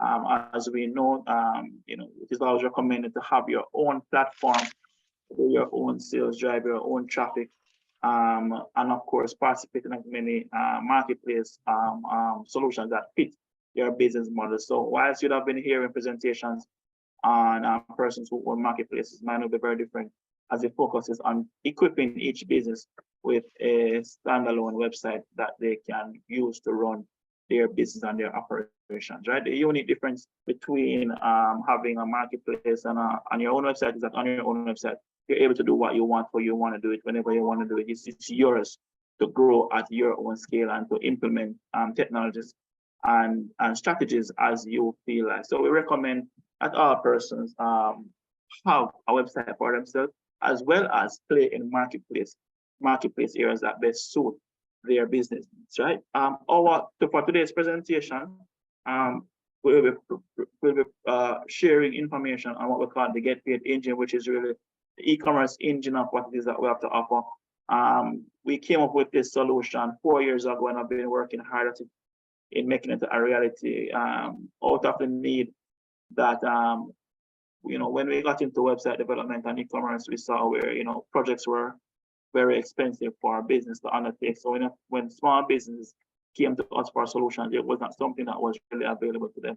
So we started to strip down the offerings of our business to the core, the basic, the belly of what it is that you need to get up and running today. And you know, we've arrived at the e-commerce engine, which is the basic platform of every single thing that we build here at Get Paid is built around. So quickly, for Get Paid, what do? We help business teams who need to get online but don't have the business development and technical expertise to efficiently build out online businesses, integrate digital sales channels with their offline operations, or digital transform areas of their operations to drive growth, right? How do we do it? We help you to build out strategies.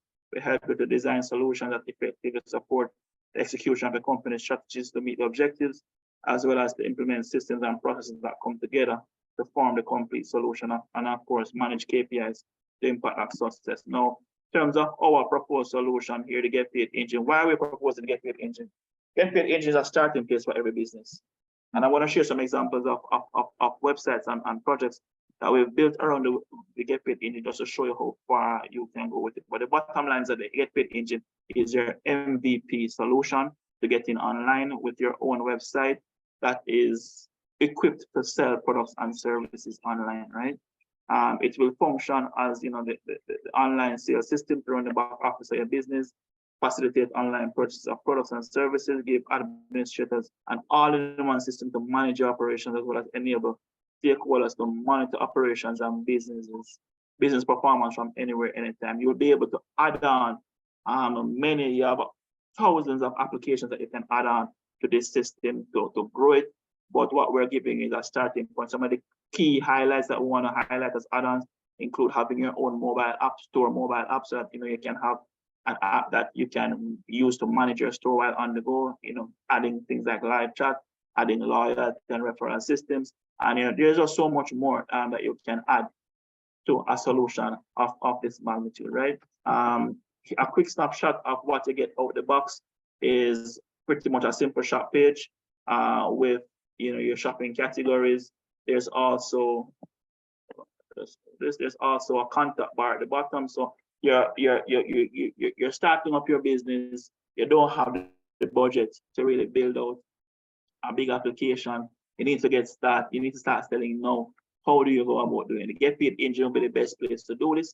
Why? Because at the end of the day, it is built on the same WordPress-based platform that supports unlimited integrations and unlimited scalability. So you'll be able to plug on your own payment systems. We will be also offering, we already are offering payment facilitation services for customers, which we will be adding to the Get Paid engine. But out the box, guys, most important thing here is that you're able to start with something that you can grow into and starting at a minimum cost. The key thing here, guys, is to scale your technology with your business as your business scale. You don't want to find yourself paying $3,000 for a website and then find out later on that, oh, the things that I thought that I was going to sell and they are not working out, or the strategies that I had in place are not working out, or the customers who I thought would have bought this product are not working out. So we give you a platform that allows you to start with the bare minimum and scale from there. So this is a quick example of what the front end looks like.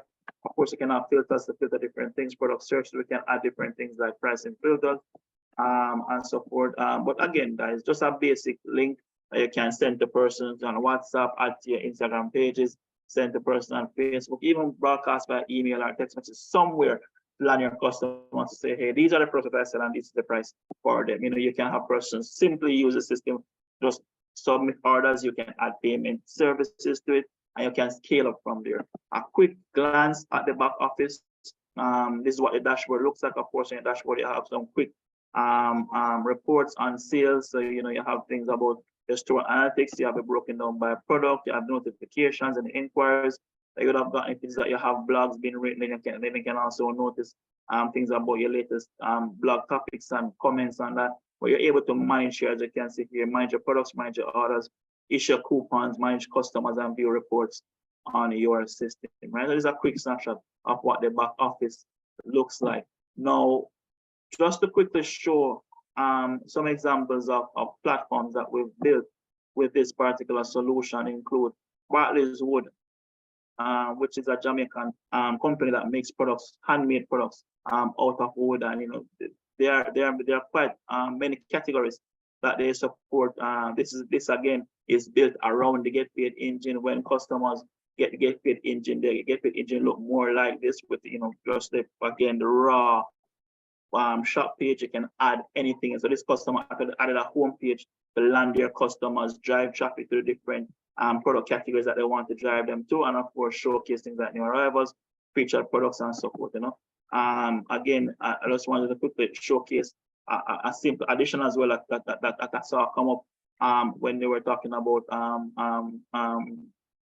Shop Carib, and the ability to do things like customizations and gifts and things like that. These are solutions you can add on to your platform. So what we're giving you guys is the base, the starting point.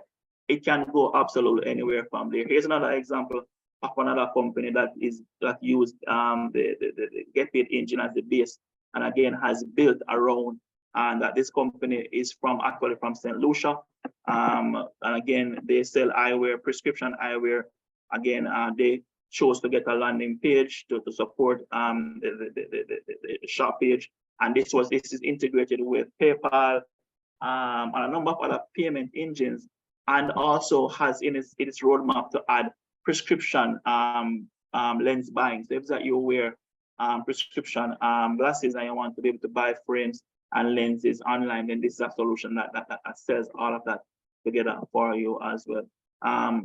Ocean Brand Fitness again is another example of a company who has used the Get Paid engine and built their entire solution around. And I wanted to quickly showcase, this is again one element of their shop page, but I really wanted to showcase the ability to subscribe here. Again, they added a subscription system to this platform to allow persons to be able to subscribe to their products and to a particular service on a continuum, right? So I think subscribe every month or every 3 months, every year. These are things that again are available as upsells and add-ons from there, right? FHL Designs, again, another person within the fashion space who we did a website for. Again, this customer chose to add a landing page around the engine. So I'm showing you how far you can go with the Get Paid engine. It's not just to set up your shop page, but it's a starting point for you to go, right? Again, I want to show you another example of a telemedicine service provider who we built out a website for. This actually integrates and provides integration for the entire medical ecosystem. So you can have doctors sign up, you can have patients sign up, you can have health facilities sign up to be a part of this project or this business. And again, we built everything around the Get Paid in. So again, this is a landing page, an entire ecosystem was built around it for this particular project. And I want to share just 2 more examples before I open up for questions. Telecane is a client that we have from Trinidad and Tobago who came up with this innovative idea to run voice advertisements during the period when your phone is ringing. So instead of listening and hearing to the phone ring, you're hearing an ad being run. And we're currently working with these guys currently to develop an application for this. And again, we built out a landing page that sells the technology and its solutions.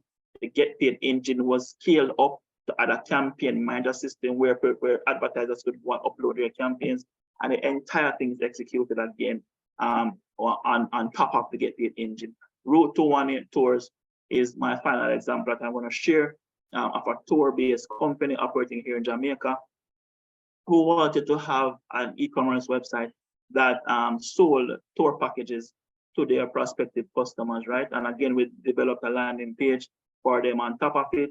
And this entire solution is able to facilitate bookings of tours right across Jamaica. So these are some examples of where you can go with this thing. And at the end of the day, Rome is not built in one day. That is why we are purposeful about providing a solution that is fully scalable. The idea here is that you won't have to reinvest whenever you're ready to do more. At the end of the day as well, what we want to do is set you on a path for success by equipping you with something that gives you everything you need to get started, but has no limit to where you can go. To get started with this type of solution, we're making it extremely affordable. We offer it at $100 setup fee. We're offering VEAP participants a discount of $50, so you only pay $50 upfront. And then from there, it's just $20 per month to maintain the system. Now, of course, as you choose to add on more, it's gonna cost more. So if you want to add a landing page, it's gonna cost more. If you want to add payment integration, it's gonna cost more. But it at least allows you to spend your money on your time and grow as you need to. Now, this solution will work for only some customers. There are some types of businesses in here who sell services. And for these types of businesses, we want to recommend a slightly different approach. So that's on the Get Paid engine. I just want to quickly showcase what you can do as an individual business who needs to have a solution that sells your products and services, to sell your services. And this is mainly for service-based sellers, because oftentimes tend to focus on the product-based sellers, right? For the service-based sellers, what we recommend persons to do is to have a landing page. Bottom line, just have a landing page that allows you to get inquiries. So we normally set up the landing pages. This is an example, again, just using our own website because we do sell services. So we have a landing page set up with clear call to action buttons, whether it is to get a free consultation. So if any of us are in the business of providing consultation-based services, we definitely want to have a landing page that captures clearly what the offerings are of our business. So here, we give persons a clear idea as to what it is that we do, how we help them, right, to get paid away. Then we talk about the types of services that we have to offer. Then we want to showcase some of the products that you can see here. Again, another example of the Get Paid engine was actually with Red Stripe and Pepsi products here in Jamaica. The distributor of that particular product uses our platform to display their products on their website, right? So these, again, looking back at the services, examples of your work I want to share. You can share some testimonials about your customers, and of course showcase who you are. You know, this era showcases our blog and news, and again, right through the website, you'll notice that there are buttons that are here to generate leads. Now, how does this interact with e-commerce? So you land your customers on a website and they make an inquiry. You typically generate some type of quotation with a link to pay. Then you can embed payment systems similar to one here that we demoed, I think, last week, and it allows persons to collect payments online. So you have an option for product sellers, and you have a product option for service-based customers. Because of the nature of this type of product, where it requires a more design and a lot of content, we normally include a graphic designer as part of the engagement. Again, this solution normally sells for around about $1,000 US. We would offer it at maybe at a 50% discount to VEAP-based clients, right? So those are two quick examples of how it can be used. Of course, with the Get Paid engine, it also includes training. So of course, you would be the one to go in and add your products, add your pictures, add your images, everything that you need to do to get set up. And that's pretty much it. Any questions on that element of the offering, or what I just spoke about?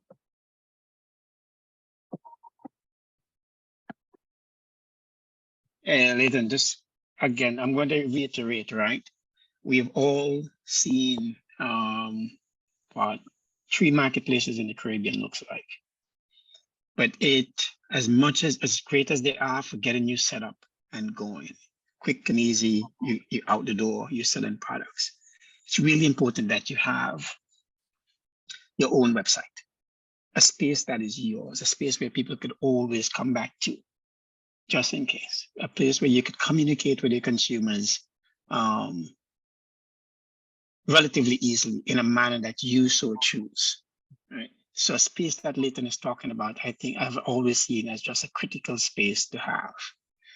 Even as Aetna, we have our marketplaces, several marketplaces, but we always have a corporate website that anyone could come back to and see who we are, right? So that is important. Take this seriously. All right. I mean, something that we've been saying from the beginning, actually. All right. Thanks for that, Edmund. I see Edmund has his hand raised. Edmund. Yeah.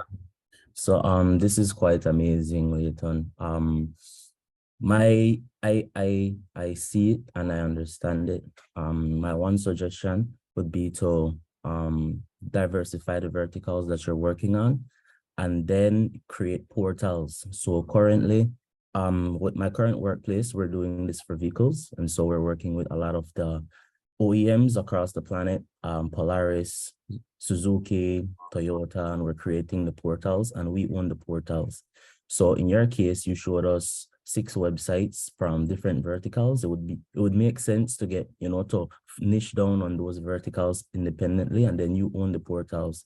So the purpose of the portal would be if someone would be looking for something specific, they could go on the portal, look at it, and then you could find a place for them to get it, which is somewhat e-commerce, but it's a bit more specific, right? And that's something that you have in your power to do because you already own the inventories. Right. Thanks for that input, Edmund. And that is definitely the direction that we're heading in. However, this is the starting point of offering the system bare bones. Of course, thereafter, we'll be looking at verticals and representing based on specific use cases and so forth. But as I said, we revamped the business last year, November, and these are some of the solutions that are coming to market. So we're leading with the core, the basic system, and then from there on, as you have seen here, the vertical that I shared, we would definitely have some ready-made templates to go out with persons. I will say here, the key thing, guys, with Get Paid is giving persons access to the technologies and systems and resources that they need to be able to build out their website presence on their own, but have absolutely no limit to where you can scale, and also facilitates easy integration with the environment within which we currently sit, right? What we've found is that many times persons have gone all the way to India, Pakistan, Russia, develop these custom-based solutions, and then when you're ready to integrate payments, when you're ready to do this, when you're ready to do that, you're hearing that, oh, it's going to be difficult, oh, it's going to be impossible, or oh, it's going to cost a lot of money. What we're trying to do is to lower the barrier there where these things are concerned. So we always recommend that persons have their own website where you can afford to, and that's why we're trying to make it as cheap as it's possible. To be honest, if we didn't have to, so when we give you this website, of course, we're gonna change out your logo for you, change out your colors, give you training. If we didn't have to do these things, we'd offer your website for free, to be honest. You understand? We're just covering by the cost that it takes to get started, because we understand that once person gets up and running and you're proving your business model, you're gonna want to do more. You want to do it in a way where you can trust that your initial spend is not wasted, meaning that you won't have to rebuild again when you're ready to do more. You know, so that's one of the key value propositions of this offering. All right. Any other questions before we move on? No. All right. All right. So we're gonna wrap up this session. I'm gonna thank all the persons who presented their solutions and offerings. We did take up a lot more time than we initially intended to, but I believe that it gave us, the participants, a clear idea as to what are some of the readily available solutions that we can tap into. This is an e-commerce incubator program. At the end of the day, guys, we need to have some type of e-commerce representation of our business for us to maximize the impact of the program. Also, when we're going to be moving into our technical or practical elements of the program, we would definitely want persons to be able to get some practical experience. So, you know, we're hoping to start that element of it for April. So we're going to be focusing on for April and May. It's just straight practical work. So if it is that, you know, you don't have an e-commerce website, you don't have a website at all, you have absolutely nothing working with, then you may want to consider one of these solutions as a startup solution for you. I know there are some persons in here who don't have any technology representation at all, have no business website, nothing at all. These are some solutions that can get you up and running. I've copied my phone number and email in the chat. My phone number is mainly there for WhatsApp purposes. I respond to WhatsApp for business a lot, so you can message me there. You can also send me an email. I encourage other persons who shared earlier to also just drop their contact information in the group for immediate access. The person going to want to reach out immediately after this session. But again, I'm going to ask Romano as well to share the contact details of persons, phone numbers and emails in the next communication that goes out to the group, so that you guys can reach out accordingly. All right. All Excellent. right. Excellent. And again, as just reiterate what Leighton was saying, what we said earlier, this is a space for growth. You don't have to look at any of this as a competition. Use the platforms, get your products out there. You're going to probably make mistakes, and that's fine. Right? We make the corrections and we keep moving forward. All right. So what we do now is a recap of last week's session, because as I said, we only have maybe half an hour. Let me just confirm with Ramona. Are we good to go with the last 30 minutes being strictly for the BSOs? Yes, Gilbert. Excellent. So the next session, the next 30 minutes, next 25 minutes would be a recap of what we did last week. Right. So, so let's say a recap, but more so going through the workbook exercise for this week based on last week's content. So last week we covered e-commerce and payment systems. We want to go through the workbook working example of, you know, how is it that you would structure yourself for e-commerce setup. Whether that is based on you're doing a website or a marketplace type of approach, right? So we're going to work on this together over the next 20-25 minutes, and we're going to make it quick. All right. So we're going to use, so Ramon is going to send out this document as your workbook exercise for this week. But before he sends it out again, we're going to just do a working example for Kim's Beauty to keep things consistent with the content that we are providing to the team, right? All right, so quickly, we're gonna go through this exercise, which is really just completing the information here in this table for Kim's Beauty. So last week we talked about domains. We talked about you know, types of domains that are best suited for businesses. Typically here what you want to do is select a domain that works best for you, right? So when we think about domains, we think about, I automatically think about GoDaddy. As I mentioned, GoDaddy is my go-to where domains are concerned. I have, I don't know, at least 50 or so registered domains on GoDaddy, whether between myself or, well, actually at least for clients, I probably myself have at least probably about 10 domains registered for myself. And typically, guys, when you're looking for a domain on GoDaddy, you would simply come here and type in the name of the domain that you want to find. So here we're looking at Kim's Beauty, and we're not putting in any anything as yet because I want to see what are all the available options that may come. So I'm putting in Kim's Beauty and we're clicking search domain, right? And right away we'll be able to see what domains are available and what is taken. So right here, we're seeing where kimsbeauty.com is actually available, but somebody has scooped this up and is now charging a whopping $8,695 just to buy this domain, and an additional $19, call it $20 per year to keep it, right? Now, normal domain costs are very far from that. As you can see here, there's kimsbeauty.co, where somebody's charging 1 cent for the first, is it for the first year? With a 2-year registration. I'm trying to figure out if this is I think it's 1 cent per month though, right? So this would work out to roughly, I guess, 12 cents per year. And you have kimsbeauty.shop, right? Which is like $2. No, this is actually for the year. Yeah, these are for the year price, not monthly. So kimsbeauty.shop is actually at $2 for the year. So you can see where domains are very cheap, right? kimsbeauty.beauty, kimsbeauty.hair, kimsbeauty.art, kimsbeauty.bio, makeup.net, .org. As you can see here, there are many different options. So this is what GoDaddy does. GoDaddy will spit out suggestions to what you can get based on whether or not your domain is available. Now, if your domain is available, it will simply say the domain is available and show the price to buy the domain, right? So here you can see clearly how you search for domains when you're looking for domains. And as I mentioned here, there are so many different endings these days that you want to choose. If it is that your primary choice is not available, you can choose another option. So you can see here somebody says as Kim Beauty. Now you could, I like when my main domain isn't available, sometimes what I do is that I put call to actions on the domain name for it to resonate with the customer. So for example, Kim's Beauty.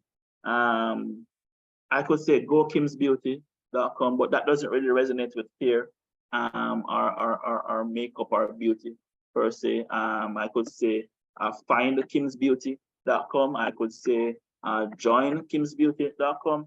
I could say I can come up with more creative ways to add to the marketability of the name, since that we can't get the name that we want, right? That's when I normally go to these little call to actions and so. But again, you don't have to take that approach. It's just my way of doing it, right?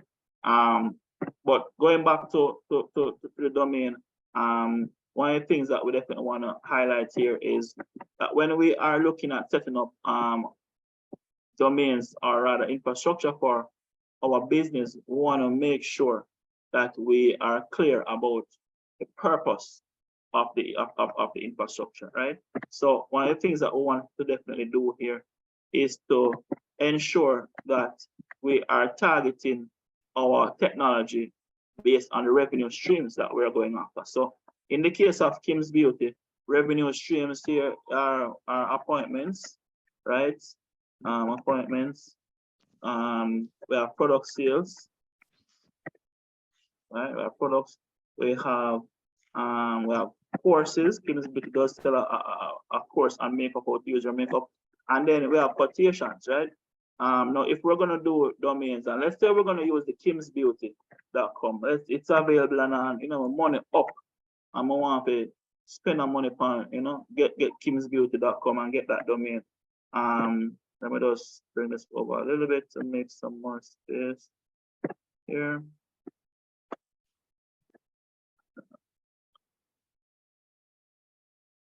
Yeah, I haven't used the desktop version now. Kim's Beauty. So Kim's Beauty for appointments, maybe kimsbeauty.com/bookings for argument's sake, right? And that may be the page that we set up everything for the appointments on, right? Then for product sales, we may say kimsbeauty.com/products, right? And we may do the same, again for courses and for quotes. Right? And this is how we segment the offerings on our website and position it accordingly. Right. So if it is that I'm going to run an advertising campaign about courses, I may not run it to kimsbeauty.com because kimsbeauty.com is going to be talking about everything that Kim's Beauty has to offer. At the end of the day, for me, I'm running an ad, I want to drive conversion. I want to get the person directly to the information they need to get to as quickly as possible, right? So this is why we definitely want to have these separations between, where we land our customers and how we find them. Now we talked about hosting as well. So here we talk about, so let's finalize the domain. So we have the domains here for kimsbeauty.com/booking, kimsbeauty.com/products, kimsbeauty.com/course, kimsbeauty.com/quotes, right? So if someone wants Let me just take a pin, because last week we had a bit of we had some feedback, right, which was really, really important. So just let me just clarify. I know sometimes we're deep into it and we miss some of these things. Just to let you guys know that each of these that Clayton has typed out here is not a separate domain registration, okay? kimsbeauty.com is the main registration. Yeah. And just by putting that / that / in it, it allows you to segment that singular domain. All right, so it's not a separate registration, no additional money, it works. Right, and persons can choose, just to let you know as well, persons can choose to create independent subdomains of the domain. So this could be a subdomain that looks totally different from kimsbeauty.com, meaning that you can put an entire application over here, or it can be an extension of kimsbeauty.com, meaning that it could just be an additional page. You get me? And this is where you can get very creative when you have your own website to have different flows and different separations within your website without having a brand new identity having to be created for that website. So before, I know a person have asked the question, Leighton, can we sell products and services and everything that we have to offer on the same platform, or do we need to be having different websites? Once they're aligned, once you're under the same brand, you can definitely keep everything on the same domain, right? So you pay once for this domain, and your technical person would spin up a subdomain version of this to represent this. Again, this can just be easily another page on your existing website, or it can be an entire brand new system with a totally different look and feel, right? Do you have any examples that you can show, Leighton? How that would look if you have a subdomain with a completely different service? I do, but I'm trying to find it now. I'm sorry, but if you do, please show it. Right. So just a quick example here. So let's use the example of the same Get Paid engine and the store manager application that was added. So this application is an add-on application that was added to the system, but once I click login to my portal, automatically it opens the store manager on a subdomain of the main domain. Now this is within the CM Get Paid domain. So once I click back here on my logo, or if I click on a home page button, then to bring me back to my home page. In the instance that Gilbert is referring to, where there's a separate system, it will look totally different. It won't bring you back to the same domain, but somewhere else. Unfortunately, I don't have a working example off the top of my head that I can quickly pull on, so I'm just going to leave it there for now, right? For the hosting setup, of course, we will still use the same shared server for all, right? As I mentioned, there are different types of server engagements that you can set up. And if it is that, let's say, for instance, your bookings subdomain is taking up a lot of traffic, or let's say your courses, for argument's sake, your course is a self-serve solution. Let's say you have advertised this and you're getting 10,000, 20,000 people per month using your course. You may want to change the domain setup for that to optimize the experience of it, right? So these are some of the considerations that we have to make whenever we're thinking about making these considerations. Then security here would be standard e-commerce protocols, as we did mention. Let's put standard to keep the text in line. We'll keep the standard, as for standard e-commerce protocols, so things like your security certificate at the top of the website that lets persons know that your domains are secure, and so forth. Now, when it comes to the content management system, now in my case, I would put WordPress here because that is the content management system. But you guys, I know some of us are using things like Wix, Shopify, Equid. This is where you would put that type of information because that is the content management platform that runs the belly of the operations on your website, right? And if it is that you're selling products, you definitely want to have the number of products that you're selling listed here. Why? Because at the end of the day, I will tell you the honest truth that when we're doing website projects, especially for larger businesses, the products is what takes majority of the time to get done. And when I say get done, I mean categorizing them, coming up with images, coming up with product descriptions, understanding your pricing, cost price, how much you can discount by, what the margins are. So, when persons are putting up their products, it normally does take some time to put it together. Not necessarily to put it on the website, but to put together the information. So you at least want to have an understanding of what the scope of the undertaking is when you're setting up. Sometimes, guys, when you have too much products, you better just launch with the first 10 and then we add 10 more, then we add 10 more. But to keep in mind, guys, that we have to work within the confines that we have. We are oftentimes a one-man show for the most part until we get to a particular stage where we can hire team members. We have to be very mindful of the time that we're spending to get up and running, which is why we always recommend taking the MVP approach. Start with what you have today, start with the minimum that you need, test it, verify, and then you add more. You don't want to waste your time. I've heard Gilbert use the example of his own experience launching Ethnic in the Caribbean in 2017. Some of the failures, and failure is not bad, failure is good for business because you're going to fail at some things. What you want to do is fail early with as limited resources, with as limited time spent as possible, so that you can optimize and move on, because failure is going to be a part of your journey. It's guaranteed. No business succeeds all the time.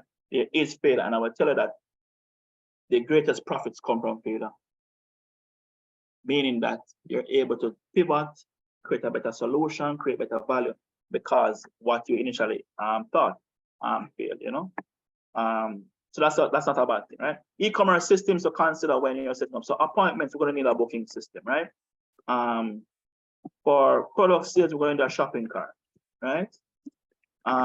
For courses, we're going to need a LMS, a learning management solution, right?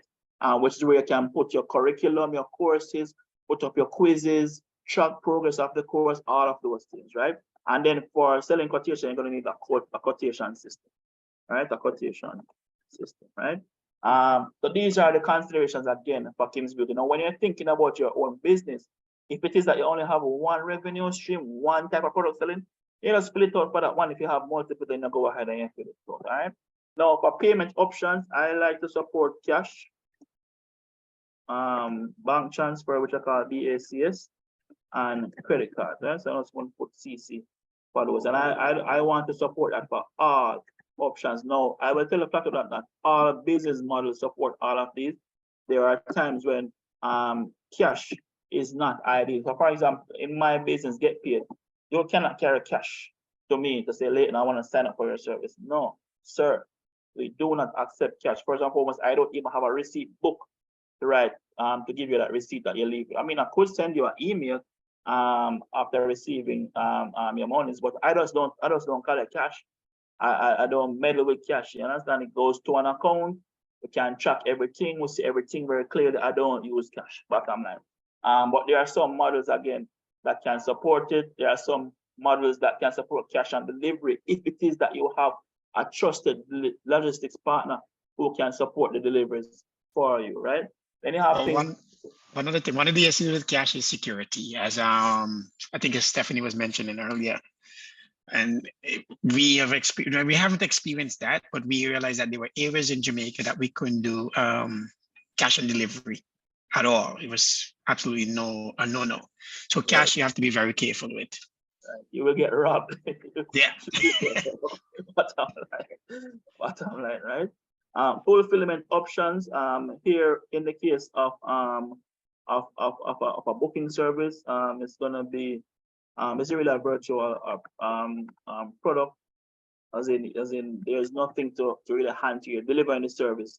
So it's called a service delivery. To deliver the service to the customer, in this case of selling products, would definitely have to be shipping the products for courses. The delivery here would be login access to the platform, and for quotations, deliver this service here again, it's just delivering the service. It's your service delivery, delivering the service to that particular customer, right? We have no ebooks or anything to download. If we had any digital assets that we're selling, then we would have download as the delivery option here, right? And in terms of customizations, you always want to list any customizations that are required, anything that is specific, anything that is unique to your particular way of selling your particular service. You want to list that here, so there is coverage for it. Even if you don't start with this, you know that, hey, we have to get here at some point in time, right? So for Kim's Beauty, once we add the booking system, that's the only customization I would say here that is needed. But we're not going to add that because we already have the booking system as the e-commerce platform that we're going to need. Shopping cart, again, same thing. LMS, same thing. Quotation, same thing, right? It could be though that the quotation system maybe requires a custom form. So let me add a custom form here. What do I mean by this? Somebody wants to get beauty services done by a hair service provider, or rather a beauty service provider for a wedding. The provider may say, I'm going to send you a form. Let you fill out that form. Or when I fill out that form based on the information in that form, then I can give you a quote. So you may ask things like, how many persons are going to be a part of your bridal party? What services are you going to take? Are you going to take makeup? Are you going to take hair, hair services? Are you going to take I don't know what else Kim's Beauty can sell as a beauty service provider. But you don't want to have that form that captures that information so that you can provide a quotation to them, right? The quotation tool in and of itself allows to send the quotation, but the form will allow you to actually get information from them. There are times when the quotation tool already offers the form as part of the solution to that particular service, right? Are there any questions on this table? We will all be required to fill out this table for our own business, whether you have a website up and running today or not. Guys, at the end of the day, what we want to leave you with is a blueprint, so that if you don't have any website today and you want to set it up 2 years down the line, this does not change. No matter how the technology changes, this does not change. The approach towards how we set up an e-commerce system does not change. I'm going to give you an example, guys. Again, I did a business development program in 2018. And today in 2023, I'm still implementing ideas and solutions from that program. And a lot of that information was captured in my playbook, which I created myself when going through the program. And I still have it as a reference point every single time when I'm going to do something. I refer back to my playbook.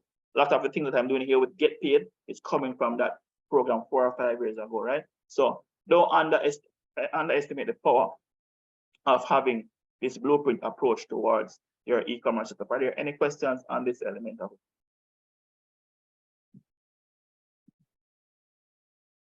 No? All right, cool beans. No. Ramona is going to be sending this document with us. I'm going to be sharing it with the Kim's Beauty information completed in it. You are going to go in and complete it for yourself, for your own website. And also we have considerations here for marketplace options. Now, the information is really similar for marketplaces.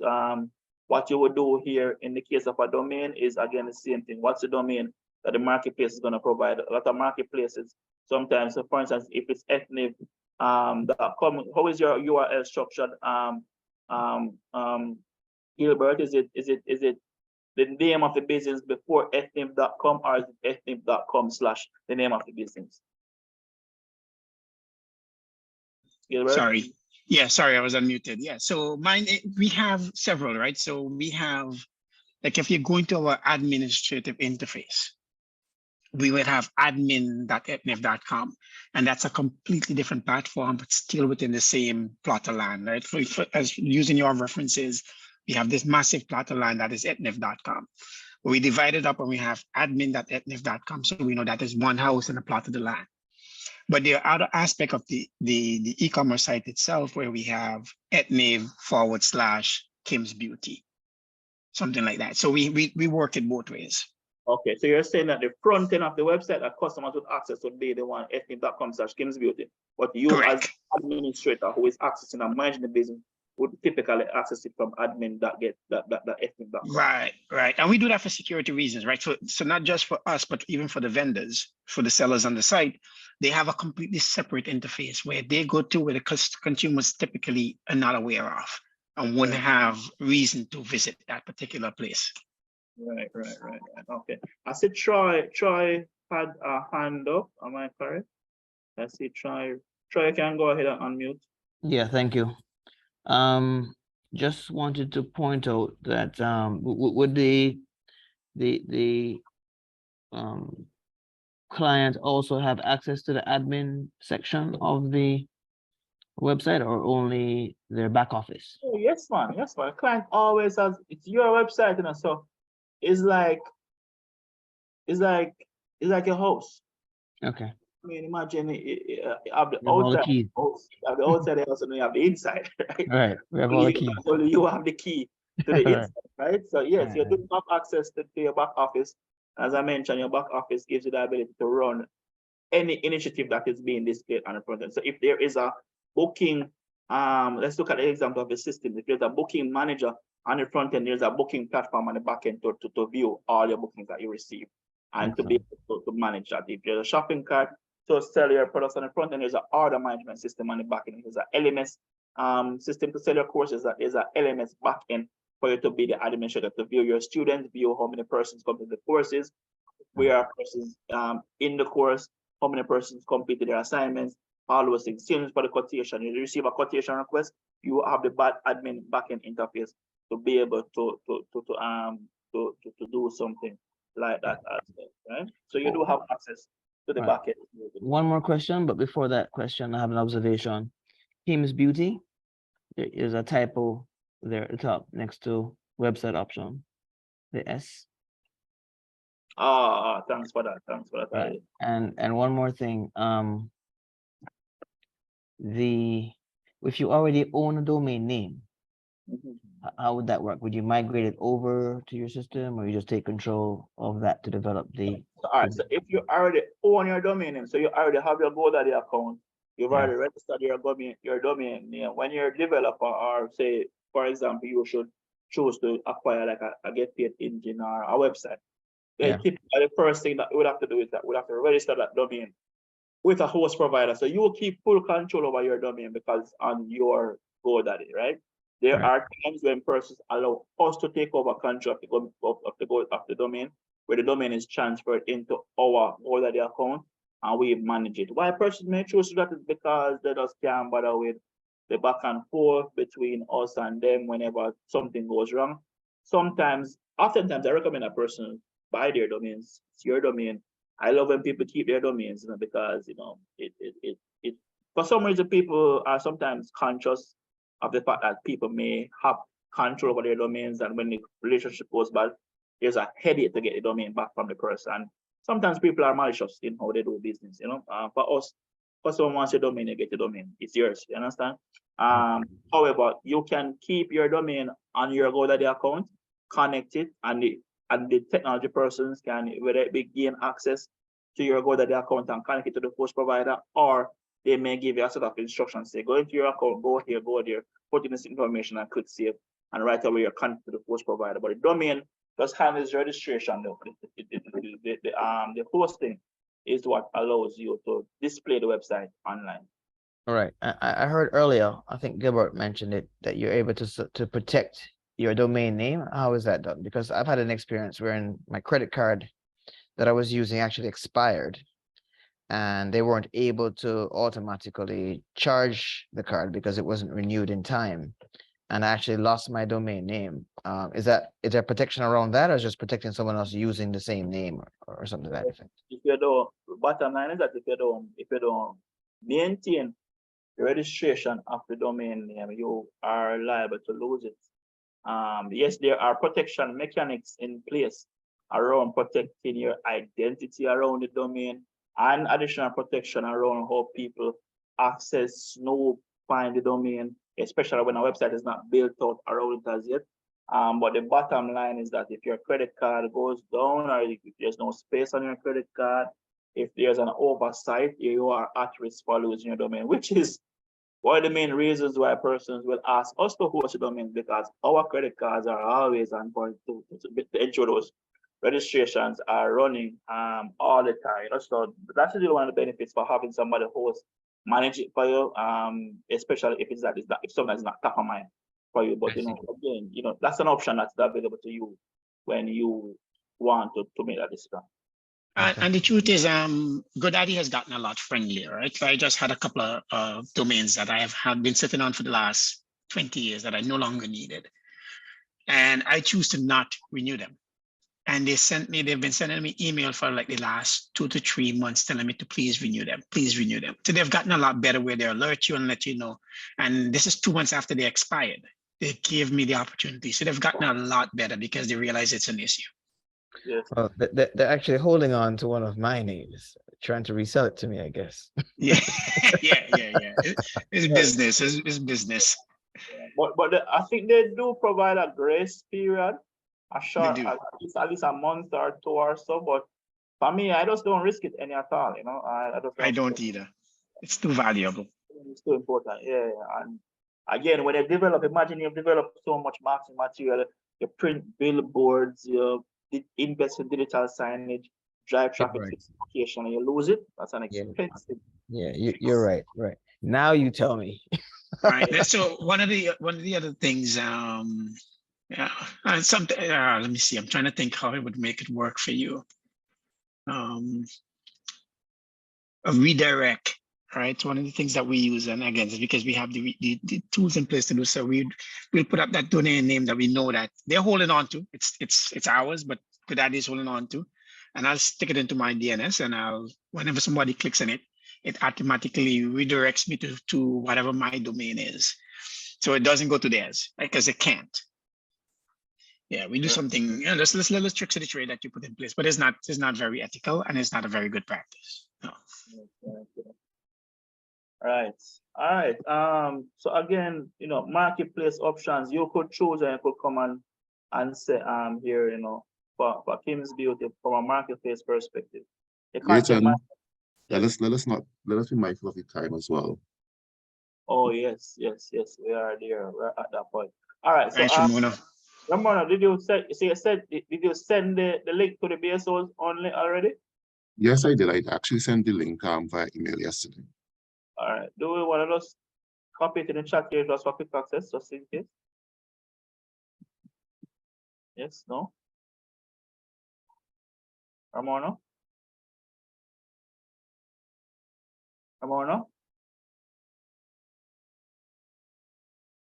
I'm actually putting I'm putting it in the chat as we speak. I was out of the drop it in the chat right. Drop it in the chat right. We're just gonna ask all BSOs to open this session for us, a quick 20 to 30-minute chat with you guys. But before we jump over, any last questions from the participants before we jump over? We're gonna be ending this session a little bit early this week for this purpose. Ramona is gonna be sending you this document over, and we expect you guys to complete at least the website option for your business. And if it is that you want to explore marketplace options, you can choose. The information is really the same. The only difference I would say here is that you may, instead of a content management system here, we say which marketplace name here. So the name of the marketplace that you may want to put that particular product on. Keep in mind that although Kim's Beauty here does support, your own website will support all the business models and revenue models for Kim's Beauty. a marketplace oftentimes may fulfill one or two of those revenue models. So you may find that, all right, bookings and appointments may not be supported, or it may be, but core. So bookings and products may be supported, but not courses and quotations. You understand? We don't expect a marketplace to provide all the solutions for you, which is why we always recommend having your own website. But you could say, all right, for my products, I want to sell my products on Shop Carib for argument's sake, or planting seeds, right? Or Amazon or eBay, right? And you put that down here, right? So it's up to you to determine which ones you want to leverage where that is concerned. And that's pretty much it, guys. We thank you for another great session. Thanks for the persons who presented. I hope that the information was meaningful to the participants. Again, if there are no further questions, that's it for today's session.